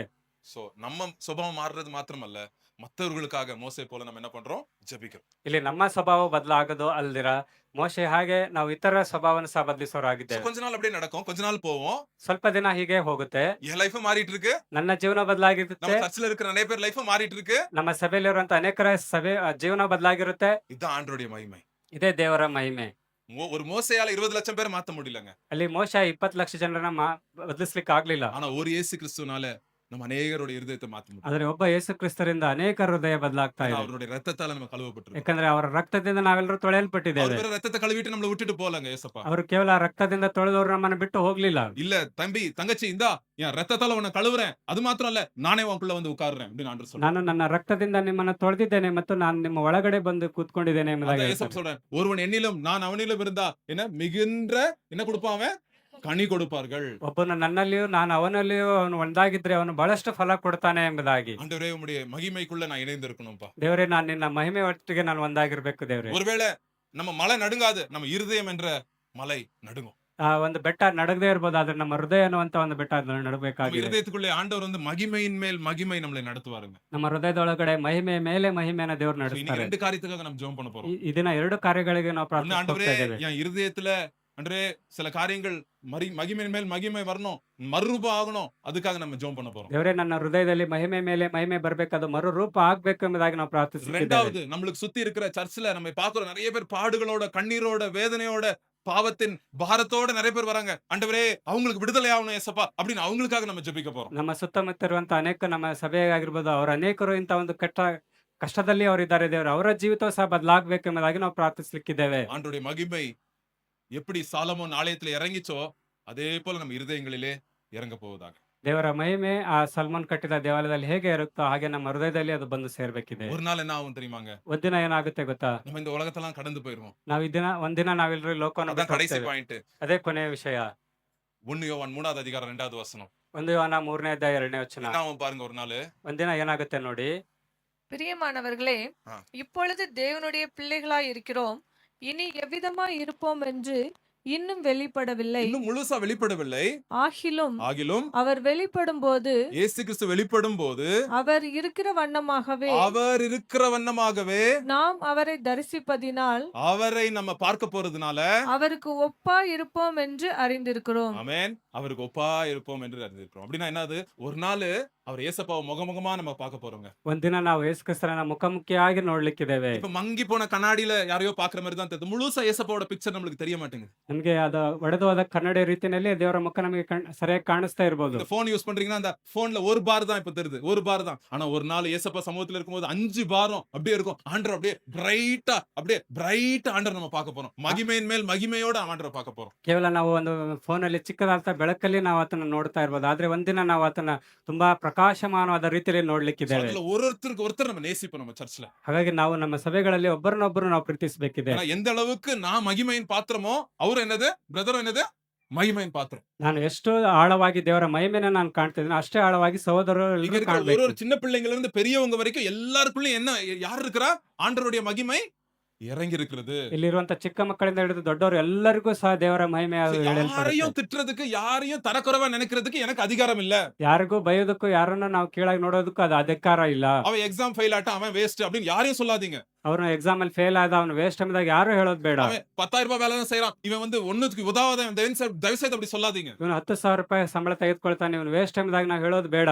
ஏன்னா மகிமையின் பாத்திரங்கள் எல்லாரும் ಯಾಕಂದ್ರೆ ನಾವು ಮಹಿಮೆಯ ಪಾತ್ರರಾಗಿದ್ದೇವೆ. எல்லாரும் எங்கெல்லாம் வேலைக்கு போறோமோ, காலேஜுக்கு போறோமோ, ஆபீஸ்க்கு போறோமோ, எங்க போறோமோ நம்ம எல்லா ஆண்டவருடைய மகிமையை வந்து என்ன பண்ணிட்டு இருக்கிறோம்? அந்த மகிமையின் பிரபாவத்தை நம்ம வந்து சுமந்து கொண்டு போய்க்கிற ஜனங்களா இருக்கிறோம் நம்ம. ನಾವೆಲ್ಲಿ ಶಾಲೆಗೆ ಹೋಗಿರ್ಬೋದು, ಕಾಲೇಜ್ ಆಗಿದಾಗ ನಮ್ಮ ಕೆಲಸಕ್ಕೆ ಹೋಗಿರ್ಬೋದು, ನಾವೆಲ್ಲರೂ ಆ ದೇವರ ಮಹಿಮೆಯನ್ನ ಹೊತ್ತುಕೊಂಡವರಾಗಿ ನಡೀತಾ ಇದ್ದೇವೆ. இது நம்ம சம்பாதிக்கவே இல்ல. ಇದನ್ನ ನಾವು ಸಂಪಾದಿಸಲಿಲ್ಲ. ஆண்டவர் கிஃப்டா பிச்சையா நம்மளுக்கு கொடுத்தாரு. ದೇವರ அவருடைய மகிமையை பிச்சையா நம்மளுக்கு கொடுத்திருக்காருங்க. அதை வாங்கிக்கோங்க. ದೇವರ ಮಹಿಮೆನ ನಮಗೆ ಉಡುಗೊರೆಯಾಗಿ ಒಂದು ಭಿಕ್ಷೆಯ ರೀತಿಯಲ್ಲಿ ನಮಗೆ ಕೊಟ್ಟಿದ್ದಾರೆ. ಅದನ್ನ ನಾವು ತೆಗೆದುಕೊಳ್ಳೋಣ. பைபிள்ல சொல்றது அசைக்கப்படாத ஆண்டவருடைய ராஜ்யத்தை பெற்றுக் கொண்டிருக்கிறோம் அப்படின்னு சொல்லுது. ಸತ್ಯವೇದ ಹೇಳುತ್ತೆ ನಾವು ಅ- ಅಗಲ ಅ- ಅ- ಅ- ಅಗಲಸಲ್ ಆಡಲ್ ಸರಿ ಓದ್ಬಿಡೋಣ ವಚನ. ಹೆಬ್ರೇಯರ್ 12ನೇ ಅಧ್ಯಾಯ. சரி இப்ரி- லாஸ்ட் வசனம். லாஸ்ட் லாஸ்ட்னு சொல்லிட்டு இழுக்கிறாரே இவருன்னு சொல்லாதீங்க. சரி 12வது அதிகாரம் 28வது வசனம். ஆதலால் அசைவில்லாத ராஜ்யத்தை பெறுகிறவர்களாகிய அசைவில்லாத ராஜ்யத்தை பெறுகிறவர்களாகிய நாம் நாம் பயத்தோடும் பயத்தோடும் பக்தியோடும் பக்தியோடும் தேவனுக்கு பிரியமாய் ஆராதனை செய்யும்படி ஆ, கிருபையை பற்றி கொள்ள கடவோம். கிருபையை பெற்றுக்குங்க. ஏன்னா gift gift gift ஆண்டவர் நம்மளுக்கு முழுசா கிஃப்டா கொடுத்திருக்காரு. ஆண்டவருடைய மகிமை நம்மளுக்கு கிஃப்டா கொடுத்திருக்காரு ஆண்டவர். ಆದ ಕಾರಣ ನಾವು ಕದಲಿಸಲಾರದ ರಾಜ್ಯವನ್ನು ಹೊಂದೋದಕ್ಕಾಗಿ ದೇವರು ಕೊಟ್ಟಿರುವಂತಹ ಉಡುಗೊರೆಯನ್ನ ನಾವು ಸುಲಭವಾಗಿ ಅದನ್ನ ತೆಗೆದುಕೊಳ್ಳಿಕ್ಕೆ ஏன்னா ನಾವು எல்லாம் ஆட ಸಿದ್ಧರಾಗಿರ್ಬೇಕು. போதான். உலகத்துல எல்லாம் ஆட போதான். பாருங்க 27வது வசனத்துல என்ன போட்டிருக்கு? என்ன போட்டிருக்கு? இன்னும் ஒரு தரம் என்கிற சொல்லானது ஆ. அசையாதவைகளை நிலைத்திருக்கத்தக்கதாக ஆ. அசைவுள்ளவைகள் உண்டாக்கப்பட்டவைகள் போல் மாறிப்போம் என்பதை குறிக்கிறது. பாருங்க எல்லாம் அசைக்கப்படுதான். வேலை, உலகம், சமுதாயம் எல்லாம் அசைக்கப்பட போகுது. ஆனா நம்மளுக்கு அசைக்கப்படாத ஒரு காரியம் நம்ம லைஃப்ல இருக்கு. என்னது அது? ஆண்டவருடைய ರಾಜ್ಯ ಆಂಡ್ರ ನಮಗೆ ಕೊಡ್ತಿರ್ಕಾರಂಗ. ಈ ಲೋಕದಲ್ಲಿರುವಂತ ಎಲ್ಲಾ ಕೆಲಸ ಕಾರ್ಯ ವಸ್ತುಗಳೆಲ್ಲ ಅದು ಅಳಿಸಿ ಹೋಗ್ಬಿಡುತ್ತೆ. ಆದ್ರೆ ನಮಗೂ ದೇವ್ರು ಕೊಟ್ಟಿರುವಂತ ರಾಜ್ಯ ಅದು ಅಳಿಸಲಾಗದಂತ ಒಂದು நம்ம வீடு ರಾಜ್ಯ. போயிரும், நம்ம பிள்ளைங்க போயிருவாங்க, நம்மளுடைய ஃபியூச்சர் போயிரும், நம்மளுடைய வேலை போயிரும், நம்மளுடைய எல்லாம் ஒரு நாள் தாண்டி போயிரும். இன்னும் 100 வருஷத்துல நம்ம யாரும் இந்த ரூம்ல இருக்கிறவங்க ஒருத்தர் கூட நம்ம இங்க இருக்க மாட்டோம். 100 வருஷத்துல ನಾವು ಇನ್ನೊಂದು 100 ವರ್ಷ ಕಳೆದ್ರೆ ಈ ರೂಮಲ್ಲಿ ಇರುವಂತ ನಾವು ಯಾರು ಇರಲ್ಲ. ಯಾಕಂದ್ರೆ ನಾವು ಕಟ್ಟಿರುವ ಮನೆ ವಸ್ತು ಎಲ್ಲವೂ ಅದು ಒಂದಿನ ஆனா ಅಳಿಸಿ ஒண்ணு ಹೋಗುತ್ತೆ. மாத்திரம் இருக்கும். ஒண்ணு மாத்திரம் இருக்கும். என்னது? எங்க இருப்போம் நம்ம? ஆண்டவருடைய ராஜ்யத்துல இருப்போம். ಆದ್ರೆ ಒಂದು ಮಾತ್ರ ಇರ್ತೀವಿ, ನಾವೆಲ್ಲರೂ ದೇವರ ರಾಜ್ಯದಲ್ಲಿ ಇರ್ತೀವಿ. அது அசைக்கவே முடியாது. ಅದನ್ನ ಅಳಿಸ್ಲಿಕ್ಕೆ ಆಗೋದಿಲ್ಲ. அதான் வசனம் சொல்லுது. அசைக்கப்படாத அந்த ராஜ்யத்தை உனக்கு என்ன பண்ணிருக்கிறேன் நானு கொடுத்திருக்கிறேன் அப்படின்னு ஆண்டவர் சொல்றாரு. ಆ ಅಳಿಸಿ ಹೋಗದೇ ಇರುವಂತ ರಾಜ್ಯವನ್ನ ನಾನು ನಿನಗೆ ಕೊಡ್ಲಿಕ್ಕಿದ್ದೇನೆ ಎಂಬುದಾಗಿ ದೇವರು ಹೇಳ್ತಾ ಇದ್ದಾರೆ. அந்த அசைக்கப்படாத நம்பிக்கையோட நம்ம இந்த நேரத்துல இருப்போம். ಆ ಒಂದು ಅಳಿಸಲಾರದಂತ ನಂಬಿಕೆಯಲ್ಲಿ ನಾವೆಲ್ಲರೂ ಇದ್ದೇವೆ. ஆண்டவர் அசைக்கப்படாத ராஜ்யத்தை கொடுத்திருக்கீங்க. ದೇವರೇ, அது ಆ ಅಳಿಸಲಾರದಂತ ರಾಜ್ಯವನ್ನ ಕೊಟ್ಟಿದ್ದೀರಿ, ಅದಕ್ಕಾಗಿ ನಿಮಗೆ ವಂದನೆಗಳು. எல்லாம் போயிரும் எங்களை தாண்டி. ಎಲ್ಲವೂ ಇದನ್ನ ದಾಟಿ ಹೋಗುತ್ತೆ. ஆனா உங்களை மாத்திரம் முகமுகமாய் நாங்க தரிசிட்டே இருப்போம். ಆದ್ರೆ ನಿನ್ನನ್ನ ಮಾತ್ರ ನಾನು ಮುಖಾಮುಖಿಯಾಗಿ ನೋಡ್ತಾನೆ உங்க ಇರ್ತೀನಿ. மகிமையின் மேல் மகிமை நாங்க வந்து ஏறிட்டே இருப்போம் ஆண்டவர். ನಿನ್ನ ಮಹಿಮೆ ಮೇಲೆ ಮಹಿಮೆಯನ್ನ ನಾನು ನಿನ್ನ ನೋಡ್ತಾನೆ ಇರ್ತೀನಿ. அப்படின்னு